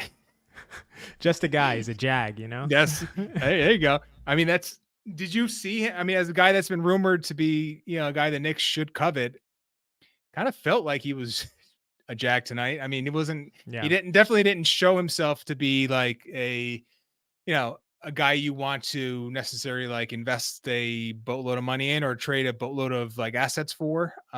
Seemed kind of like athletically, like not like and this is like I've seen like 3 Raptors games. This is probably the worst he's looked athletically, like movement wise, agility wise. But yeah, if he's not catching the ball and just rising up or finishing in transition, if he's in the half court and he's got to do anything with the ball in his hands, it is not a pretty sight. And I feel like there was a few times where the Knicks just really did a good job of getting into his dribble and forcing him to put it on the floor, make a tough mid-range shot. And that's just not where he hasn't developed that part of his game. So who knows if that's something that will come as he heads into his mid to late 20s, but not something that he can sort of lean into if the catch and shoot opportunities are taken away. Yeah, you hit it, and that was my observation as well. He just seemed like a guy that if you run him off the line, he's done. Like, what else is he going to do? And I don't think that's the kind of player that he is overall. I mean, he is shooting like 43% from mid-range this year, which is not amazing, but it's not horrible. He just seemed like he couldn't do very much. I was not worried about him at the rim. I was not worried about, and defensively was the biggest thing for me. And we talked about Randle using his strength and leveraging his strength and taking advantage of some of these guys who aren't as strong, but maybe lankier, longer defenders. And OG was just like target practice for Randle. I felt like he was just like, he would see him and his eyes would light up. And despite, obviously OG's a tremendous defender. I'm not saying that he's not, but I just feel like your wing stopper can't really be like that on any given night when he's matched up on a guy like Julius Randle, who is obviously an all NBA talent at some times. But I just feel like he can't be the guy that you just say, we're going to take advantage of him tonight. Like, to me, that really is just not a thing that can happen. If he's this, elite and everyone knows I love impact metrics. Impact metrics think that OG Anunoby is a defensive god, like an unbelievable, impactful defensive player. And I think that he is, but I just don't see how this can be your main strength that you bring to the plate. And a guy like Julius Randle is like, oh, that's lunch for me tonight. Yeah. Like, that doesn't match up to me. Yeah. And maybe, this could be just a credit to Julius. He is a tough matchup for any big wing in terms of like physical strength and bringing some agility to the table. And Randle is starting to bring back that left block, go to the middle, fade to his right. That shot, he hit hit OG in the first half, and in the second half, it hit Siakam with it. It's the shot that his form and shooting looks really good when he's moving right now, especially in the mid range, which speaks to like, maybe there's something going on when he's has time off the catch, like that, whatever hitch or something that's a little funky is occurring in those occasions, because when he's just flowing, his form looks really good right now. And he had that shot a couple of times. He gets into the chest, creates a space. It can fade right into that like short mid-range area in the middle of the paint. It's been a really good shot for him over his career. And it's starting to round into shape. And it's just a nice weapon for him because he draws fouls out of that because he can bring the ball low. They reach in. He can sometimes get an and one out of it. And then teams collapse on it. And there was one play where you can hear the Raptors yelling no middle to, I think it was OG, to force Randle baseline because they were so worried about him going to the middle and creating havoc once he got there. Because once he got middle, it was like he was just spraying the ball out, as we've talked about. So I think I would probably lean to like this is more of like a positive Randle than an anti-OG on the defensive end, because Randle, when he is playing this way, is just like he's a load for any big wing. There's probably not one that can sort of prevent him from getting to where he wants to go when he's playing at this sort of like force and skill and talent. Yeah. I mean, it kind of all came together tonight for him. No, I think you're probably right. I think it was more really good Randle than, exposing OG necessarily. And I think if Randle plays like that, there's not many guys in the league that are going to, have a much easier time stopping him. So that's probably what it was. But as far as like, if I was scouting OG in this game to bring him over to the Knicks, it wouldn't be great. I'll just say that. No, put a different game on if you want him on the Knicks. Yeah. He's a good player. Obviously, we're kind of having a little fun with it, but wasn't at his best tonight. Appreciate it, Gee Hooper, then. Thanks a lot. Robert Cross, the casuals, Mr. XJ, the only hoop analytic I like. What surprises you about the Knicks year to date? Robert, I appreciate being that exclusive analytics person that you can tolerate. That means a lot to me. I'm serious about that. But as far as year to date, what surprises me? I mean, I don't know. I to be honest, the rebounding, but it's kind of fallen off of late. But I just the defensive rebounding has been so impressive to me over the course of the season. I'm not sure if they're number one in the NBA anymore, but they were for a long time, and that was a huge component, and it is a huge component to me of their defensive success. The fact that they aren't allowing second chance opportunities, they're ending those possessions with a rebound, and the fact that they're getting the kind of rebounding that they're getting from the guard position, from Wings and Josh Hart. RJ's rebounding pretty well. DiVincenzo, as we mentioned, flying all over the place. Emmanuel Quickly, one of the better rebounders from a one kind of combo 1-2 guard. Yep. I just think the rebounding's been so tremendous defensively, and it's something that flies under the radar. But if anyone knows the value of making sure that teams don't get a second chances against you, it is the New York Knicks and the New York Knicks fans. And the Knicks have done that super, super well. The last few games, it hasn't been as tight as it has been over the course of the season, but that's been probably the number one surprise for me and the number one positive surprise for me. You got one too, DJ? Yeah, I probably would say like as much as we've talked about like not, discounting more improvement, but I am surprised at the level of Brunson's 3-point shooting. I didn't necessarily like project him to be like this, 28 foot, 29 foot 3-point like range, all those things. That's been surprising. Obviously he's just been, I'm done being surprised with him because I'm just going to expect him to keep improving, but I am probably surprised. And then on, we've talked about it, but on the negative side, I am surprised that Grimes has been so indecisive and inconsistent this year. We will remain patient with him. He's part of a good lineup. He's probably brought some positive things that aren't showing up in a box score. I know that's the case for a fact, but I mean, he needs to play better. And I'm a little surprised that he hasn't at least been as good as he was last year. So, but I mean, more good surprises than negative surprises for sure this year. That speaks to like how well this team has played overall. They've had a really good start to the year. I was going to say, DJ, you were surprised that Jalen Brunson would shoot 50% on catch and shoot threes and 46% on pull-up threes. I don't know why you didn't see that coming. It's strange. Listen, I'm done being surprised. He could shoot 70% the rest of the year. And I'm just going to be like, all right, that's Jalen. I mean, that's just what he does. He is he's just you've called him a savant a few times. That's what he's just in terms of like scoring and craftiness and skill. I mean, he's a one of one for sure. Incredible. Appreciate it, Robert Cross. Thanks a lot as always. David DJ, Crockett. I think that's you. Yes. Let's go. DJ and XJ on the 1s and 2s. What? Yes. Listen, last time we did this, it was the Clipper game last year at LA, and it was a miserable game to have to much different down. vibe. much different vibe. Yes, like this one, much better. I'm glad to have you guys on the post game. All love, go Knicks, man. David Crockett, he's a real one, so I appreciate that, man. That is awesome. Obviously filling in for Macri, big shoes to fill, but always fun to do this. It's like you got to like pinch yourself every now and then as like to be able to like produce content and be a part of like such an amazing group over at KFS. I mean, it's like, come on, I had to watch the Knicks game from start to finish and then have to talk about it with all you guys. I mean, it's like, it couldn't be better. And it's an awesome community, meet guys like XJ and have a relationship with them and learn from them. It's all good. And I appreciate guys like you, David, support us. It's just couldn't do it obviously without you guys. So all love back to you. Absolutely. I echo all of that, DJ. DC, really appreciate the comment and the shout out. You've been so supportive over the amount of time that I've been a part of KFS, and that's been super appreciated.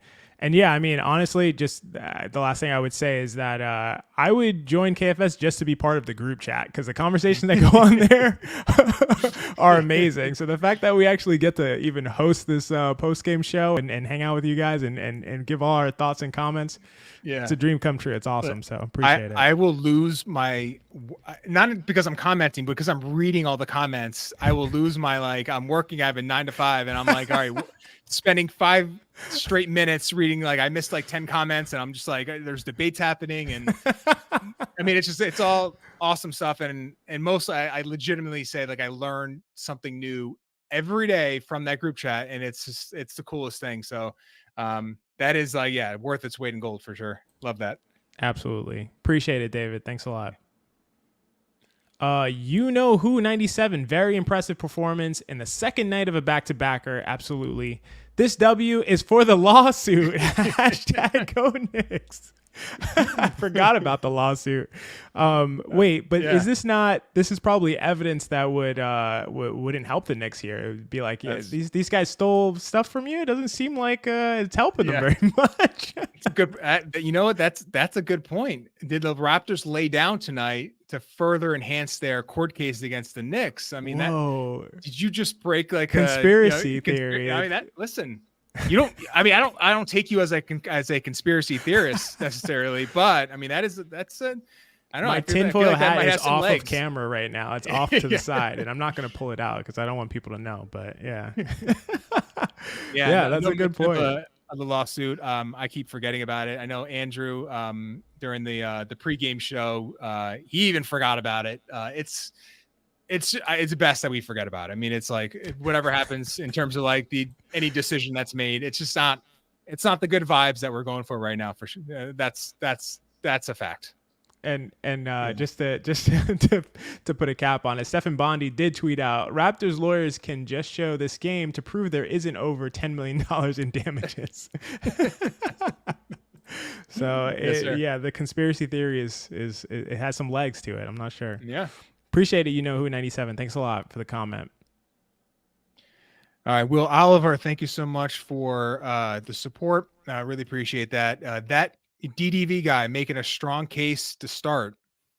I mean, he is making a strong. His personal performance is worthy of starting. I mean, there's really there's not much you can say about it. I mean, he performed well with the starters when he had the chance to do that, and on his merits alone, there is no doubt he has made a strong case for that.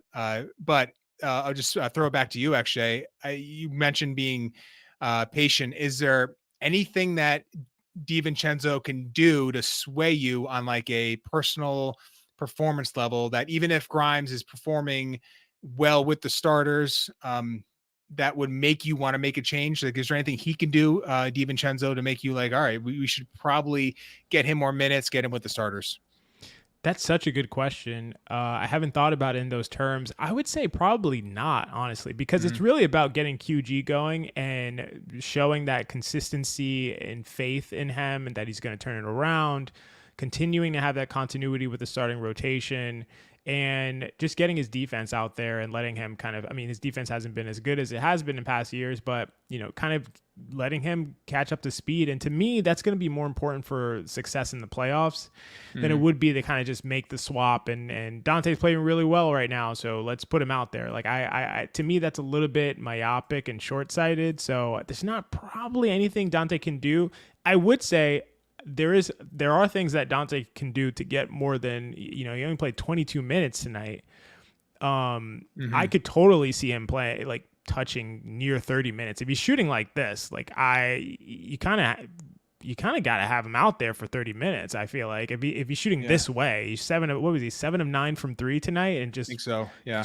Completely shooting the lights out. I would get him more minutes, but I wouldn't make the switch. I don't think there's anything you can do to force my hand and kind of push him into the starting rotation. What about you? Yeah, it's tough. I mean, the minutes thing is like quickly played 19 tonight.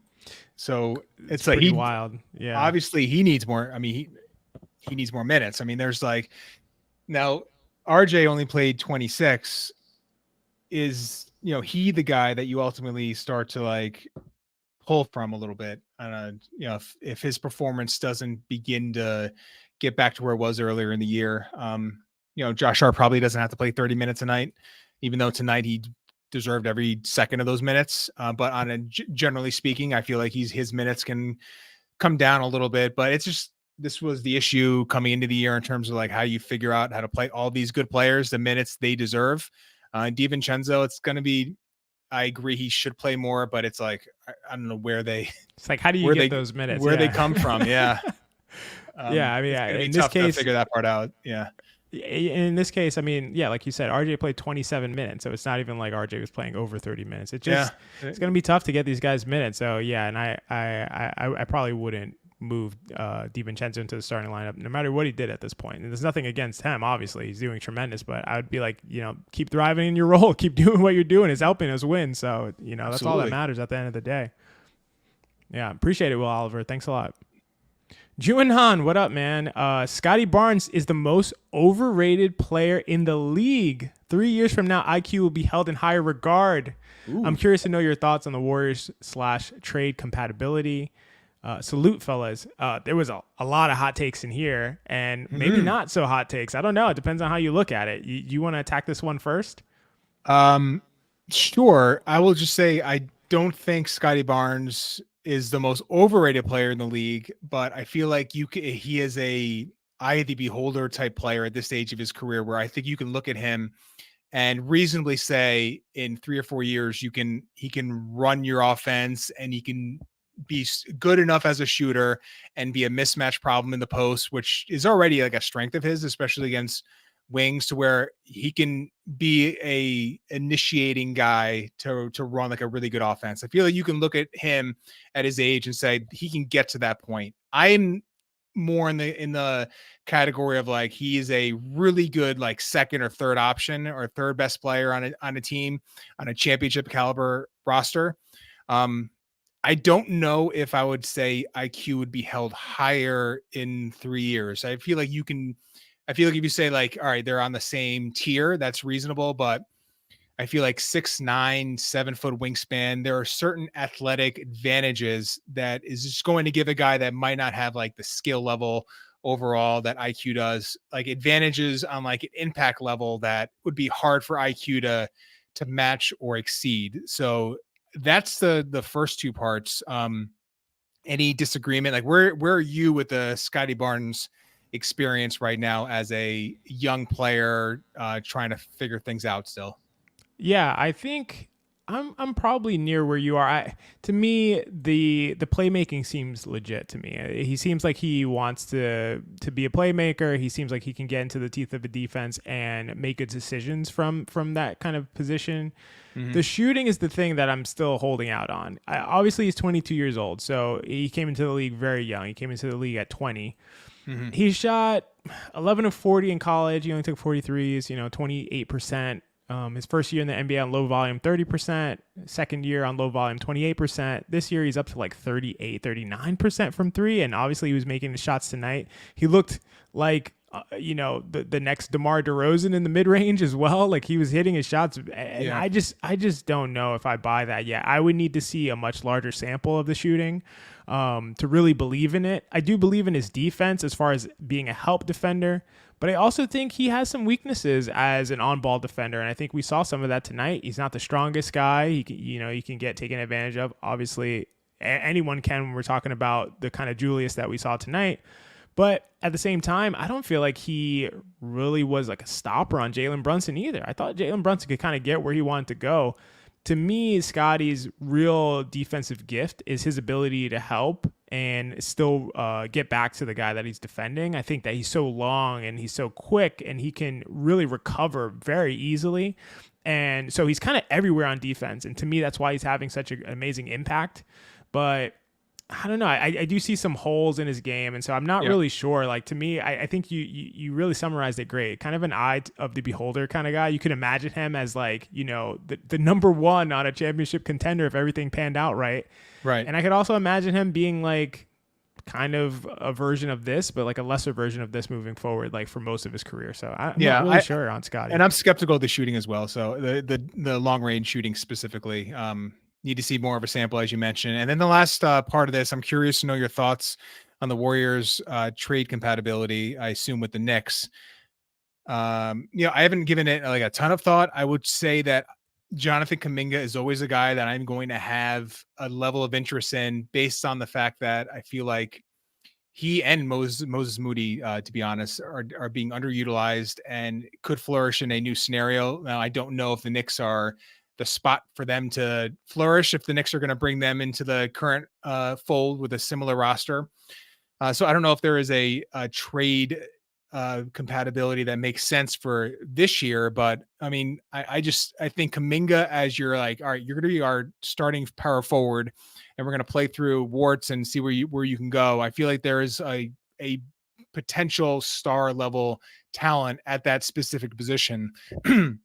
So I just don't think the shooting is going to be good enough to be a true wing. But do you have any Warriors trade thoughts that you've been kind of mulling about? No, we're actually exactly on the same page, because I was thinking about Kuminga's fit, and I think he'd be in the same kind of environment and experiencing the same dynamic that he is in Golden State, in New York. I just don't think it would be very different.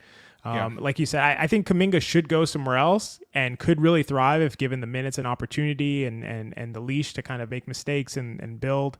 But it's not going to be here.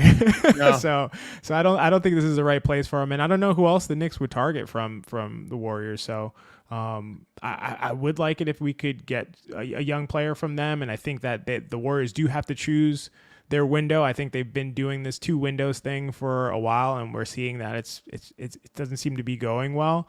So I think they do have to make a choice, and I think they're going to be buyers at some point, but I'm not sure I see the perfect fit and opportunity with New York right now. Yeah, I agree. Thank you, Appreciate the comment, Juanon. Thanks a lot. All right, Jordan Jones, thank you so much. Let RJ and IQ finish the game.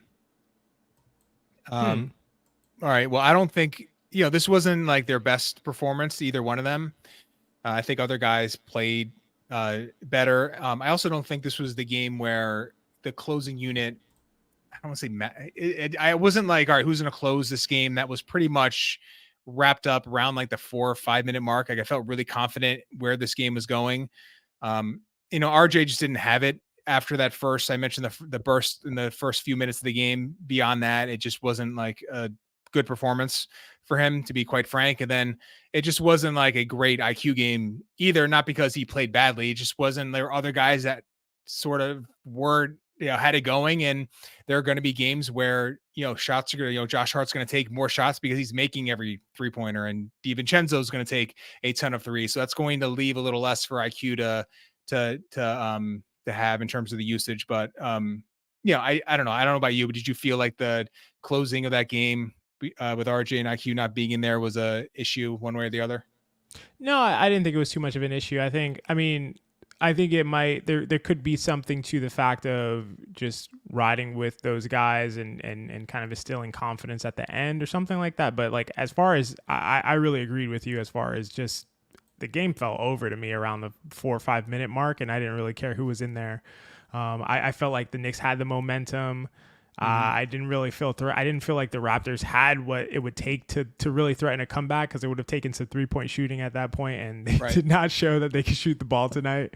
And they really don't have any self creators of 3-point shots, and so that's what I would have been worried about. Yeah. Barnes is a good interior passer, but it doesn't feel like he is generating like the Luka passes to the perimeter because he's breaking a defense down. Yeah, that's good observation. I didn't think of it in those terms. That's probably why they are, a poor half court team that really needs to get out and transition to generate like decent offense.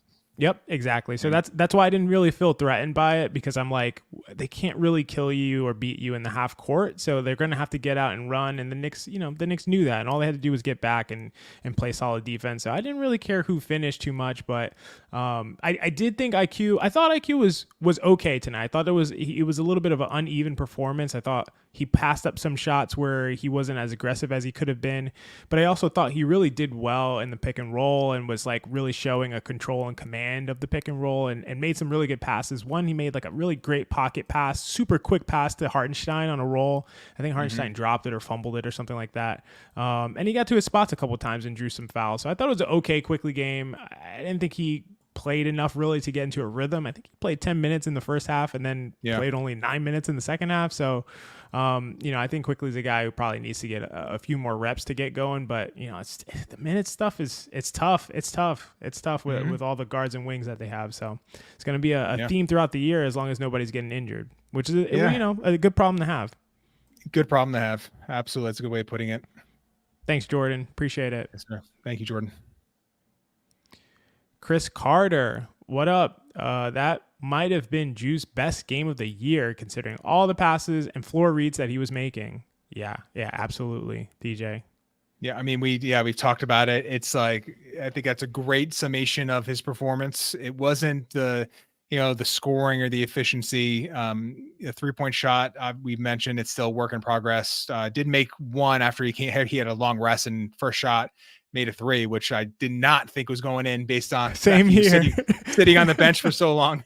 Right. But it's just, to me, this was all about the passing and like the fact that when the Raptors didn't show help, he was able to take advantage of that. And it was just, he had it going in a way that it's very apparent when he knows he has an advantage. And I talked about it, in reference to Game 5 against Cleveland last playoffs, where he just decided that, all right, I'm not going to take 3-pointers. I'm going through Mobley on every single play. And this was a similar situation where he just didn't have there was no fear. This was, he can get to every spot, and just, I think he had 2 turnovers the entire game. And at one point he had like a 6 assists, 0 turnover performance, had a couple late. Phenomenal. Just can't, and I agree. It's just, this was the best overall game of his season. So awesome more. And I just hope he keeps building on it.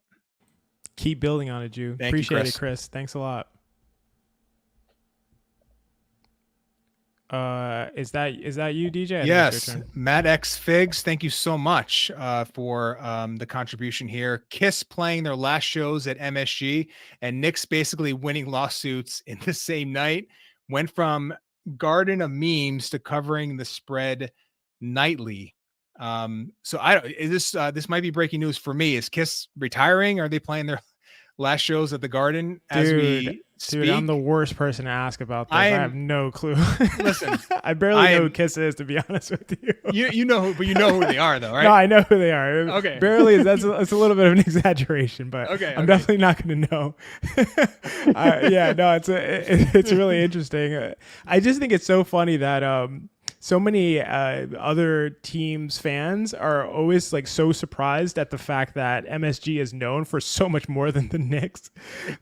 So many people and huge artists, perform there so consistently. But to be honest, I know nothing about most of them. But that's awesome. That's awesome. Yeah, I mean, it's really, it's a funny when people are like, why is it the Mecca? The Knicks haven't, they haven't won a title since whatever. it's based on other things. Like that is a special arena, not just because of the Knicks. So it's a good point. But if this is Kiss wrapping things up, hell of a career. I would not consider myself a Kiss fan, but they've been going strong for many years. So shout out to them, I guess. Shout out to Kiss. Appreciate it, Matt. Yes. Dom Cappuccini, another one. Appreciate you so much, Dom. Thanks a lot. My opinion on start Dante topic. All right. Until we are having a real bad losing streak and Grimes is a culprit, I am ride or die on Grimes. Don't mess with the starting lineup if it's not broken. Great W. Keep it going in-season tournament. And do we have another one, JP, on Dom? We could read both of them. Do you want to grab that one, DJ? Yeah. Shout out to John on a 3-0 week. So that's Macri, I presume. So he is going 3-0 this week. Awesome job from him. I love the call. I love the outcome. I can't wait for John and Jeremy on Monday. Let's go Knicks. I too can't wait for John and Jeremy on Monday. That is always appointment viewing, listening for me, and I'm sure you, XJ. So Macri with a 3-0 week. That's a pretty good call out of him. That's a huge call because he assumed that this is the game I would have thought the Knicks would lose, and obviously they weren't. They were the underdogs in this game. I imagine probably 100% of people betting would have chose the Knicks to beat the Pistons, but this on a back-to-back, a tough Toronto team that is way more rested than you are on the road. That's a tough call by John. Yeah, that's a really good call. But yeah, appreciate Dom so much for all of the comments throughout and everything you've said and all the support that you've given. I do want to cover his start Dante point where basically he said he's ride or die Grimes. Ride or die Grimes until Grimes at least seems like he's the culprit and costing us a game. And I agree with that. And to me, I would even go further. I would say I'm ride or die Grimes until 45 to 50 games into the season, no matter what happens. So even if Grimes causes us to lose a game, unless it's something egregious, at this stage, Grimes is playing like 20 minutes. I think I would just keep him in there and just rock with him. So I'm really on your side with it, Dom. Thank you, Dom. Sam Garcia, thank you so much for the contribution. The Nova Knick closing lineup is lethal. So yeah, is this the Knicks version of the death lineup, XJ? Your thoughts? The Nova Knicks closing lineup. I'm not sure if it's quite death lineup level, but it's not Iguodala, Durant. Yeah, that's Curry, Draymond. It's not quite there, but it may be the Knicks version of it though. Yeah. It may be the Knicks version of it. I mean, to me, my favorite lineup is the second unit lineup, the quickly DiVincenzo, Hart, RJ, and Hartenstein. I love that lineup. When they get out there, they're flying all over the court. The defense is tight. The ball is moving, both quickly and DiVincenzo handle it. RJ can handle it. They're just all over the place. I love that lineup. I love the pace that they play with.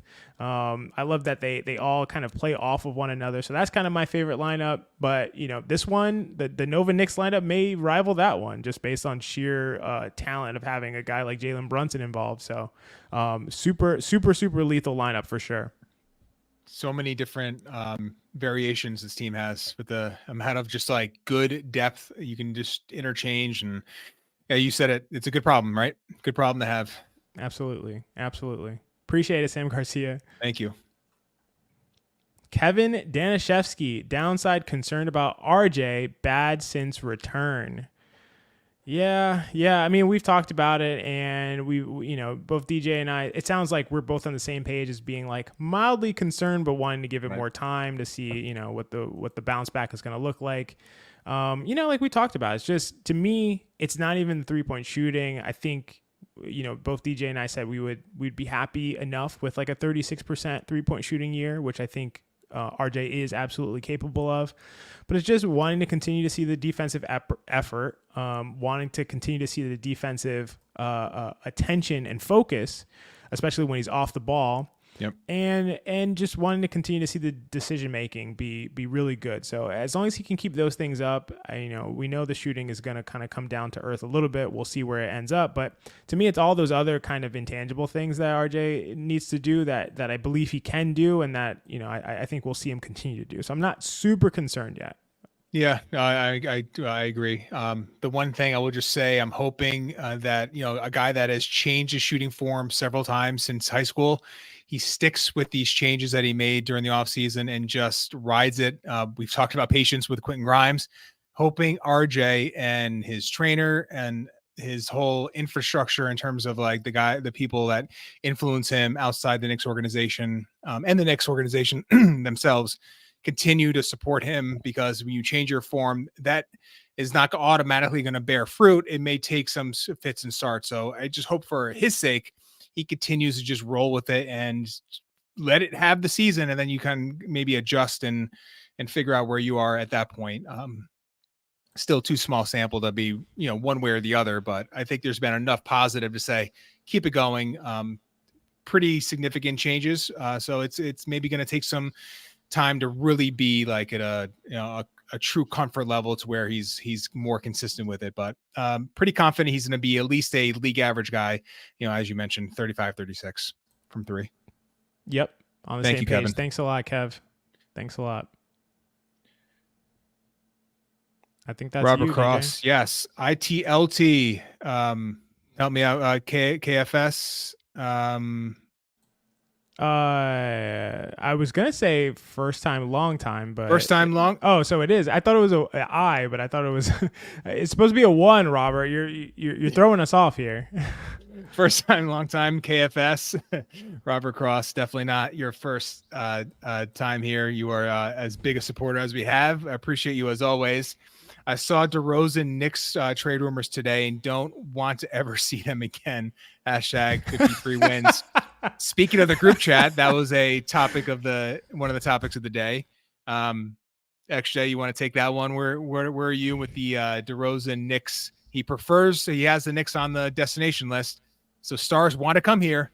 They want to be in the Knicks with the Knicks. Yeah, I think you're you're carrying a little water for DeRozan, calling him a star at this point. I'm not sure. I mean, he's 34. Yeah, I'm a little tongue in cheek there. Oh, gotcha. Okay, yeah. I mean, I think for me, it is. I don't want DeMar DeRozan. I said I would go as far as to say I wouldn't probably take him for free at this point. I mean, I'd honestly rather play the guys that we have in the rotation over DeMar DeRozan. Just the shooting's not going to be there. He's not going to space the court. He's going to kind of want to operate in similar places to our other best players, as multiple people have pointed out. So it's just not really the right fit. And honestly, last year he was a pretty good defender. This year he's been awful defensively. Like anytime I've watched some of the Bulls games, don't ask me why I'm watching Bulls games. I know why. You know, Caruso, Alex Caruso. That guy is a monster. I love Caruso. Yeah. You knew exactly why I'm watching Bulls I know exactly why you watch. I know you well. Absolutely. Listen, he's a phenomenal player. So I too watch the Bulls partly because of him. He's just as good as he gets on the ball. As good as Caruso is as an on-ball perimeter defender is how bad DeRozan has been this season. Yeah. And I don't think he's gonna be like that like for the rest of his career. I don't think he's necessarily done, but not a fit for the Knicks right now. And I think we just need a completely different type of archetype of player coming in if we're trading for someone. Yeah, I mean, I just echo everything you said. It's just not the right fit, not the right time. Still a good player. You're right. He's not a star level at this point. Things are starting to get a little creaky for him on maybe the defensive end is where it's really coming. It's fallen off for him pretty quickly.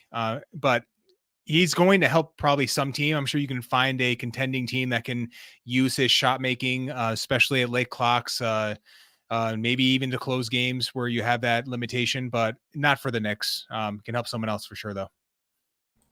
Absolutely. Good question, Robert Cross. Yep. Thanks a lot. Another Robert Cross. It's the holiday season. What is y'all's favorite holiday movie? Mine is A Charlie Brown Christmas. Hashtag 53 wins. DJ, I'm going to let you take this because like I am I'm a Grinch. Like I don't really care for the holidays or anything like that. Like it's whatever to me, honestly. Like what I like about it is that during my day job, everybody takes off, so nobody bothers me with emails. Like that. That's my favorite thing about the holiday season. I'm sure you're a much more well-rounded guy than I am. So I'm sure you got something. Listen, I am talking to the literal Grinch. That is like my kids actually were watching that today. Right before the Knicks game went on, that was the movie they had selected for their Friday movie night. So that is it's pretty funny timing there. But to answer Robert's question, I can give you probably a top 20 list, but I will spare you that and just say my favorite all-time Christmas movie is A Christmas Story. I'm not going to expect you to know that is the Shoot Your Eye Out Kid movie. I do know that one. That's actually one that I do know. Yeah. Okay. Yeah. I mean, a classic. And I will say another one that is like moving into that tier as at that level is the Will Ferrell Elf film, which I think is just a perfect holiday movie and probably my second favorite. So those are two good ones. Charlie Brown's Christmas is obviously classic, and we'll watch that every year as well. So I am into all this stuff. So maybe Robert and I can off camera, off mic, and talk about our favorites and sort of like go back and forth. But I didn't know you were more on the Grinch side of things. Nah, I'm on the Grinch side, squarely on the Grinch side. When actually, a funny thing about Elf, a super quick story, is that when it came out, I went to the movies with my dad to see something else. I was like 12 or something like that. Yeah. And he's like, oh, we should sneak into this other theater to watch Elf and get a little twofer going. That's my dad kind of thing to do.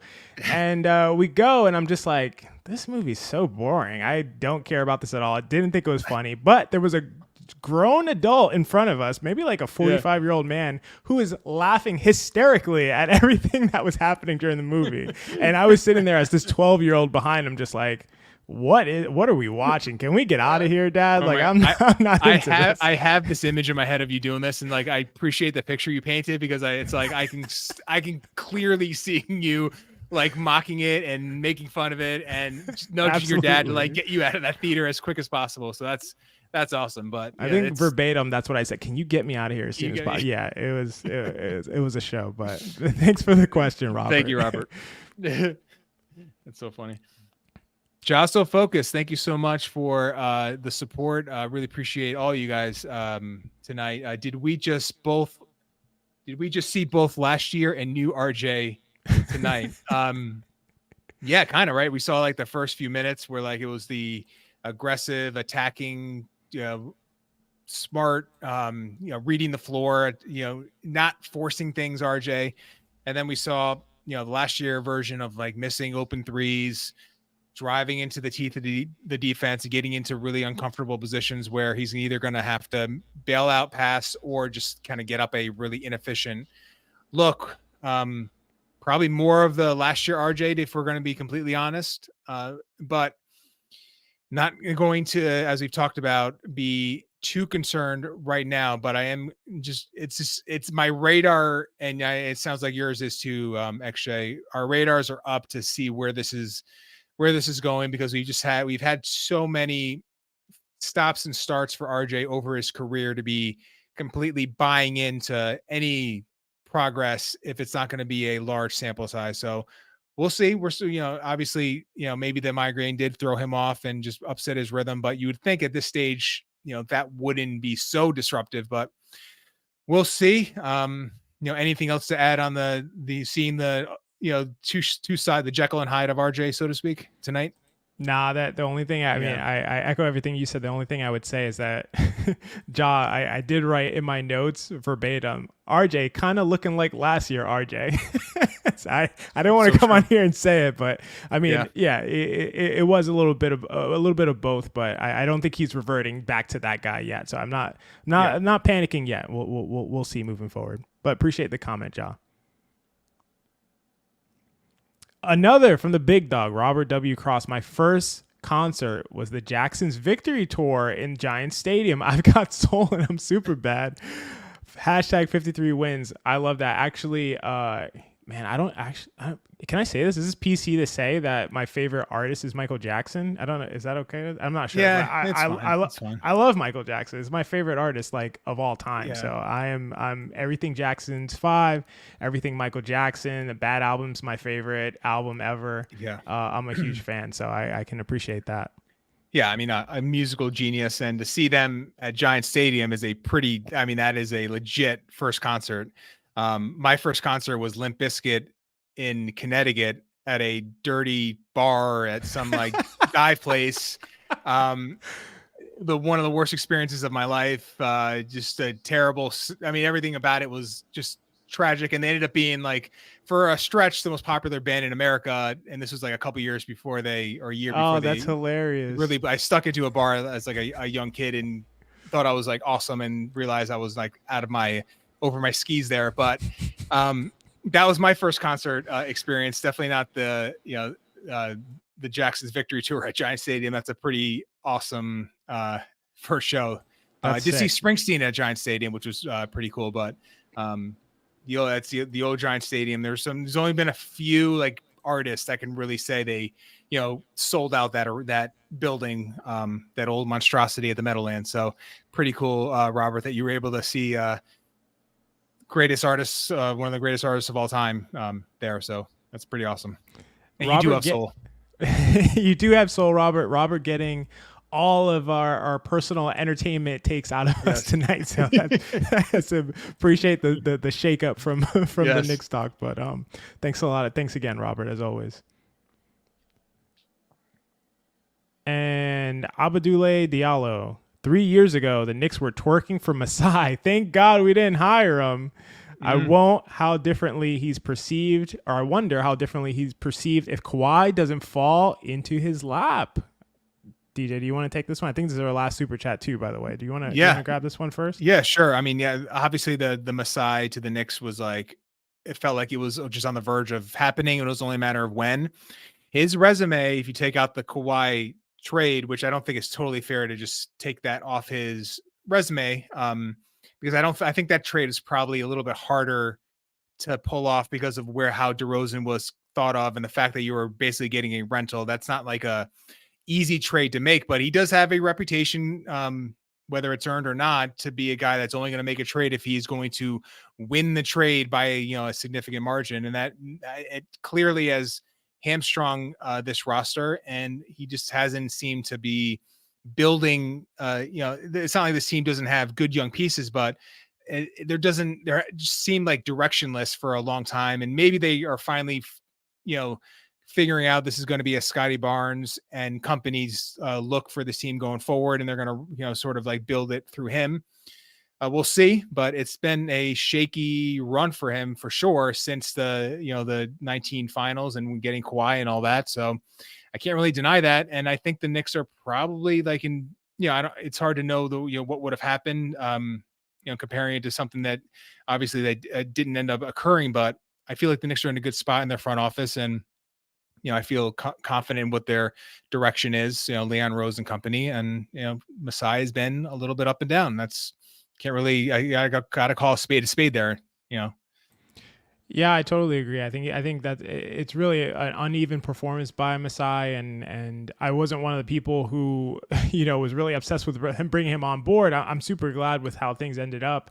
I just think when you're so desperate, or strategically, I'm sure is how he's thinking about it, that he's not going to lose a trade, that you're willing to let guys with a ton of value just walk. I think that's going too far, and to me, I would throw a fit if we had a guy like Fred VanVleet and didn't re-sign him, and we're just like, we're not getting what we want in a trade for him, so he's just going to walk for free. Like to me, that is just bad business.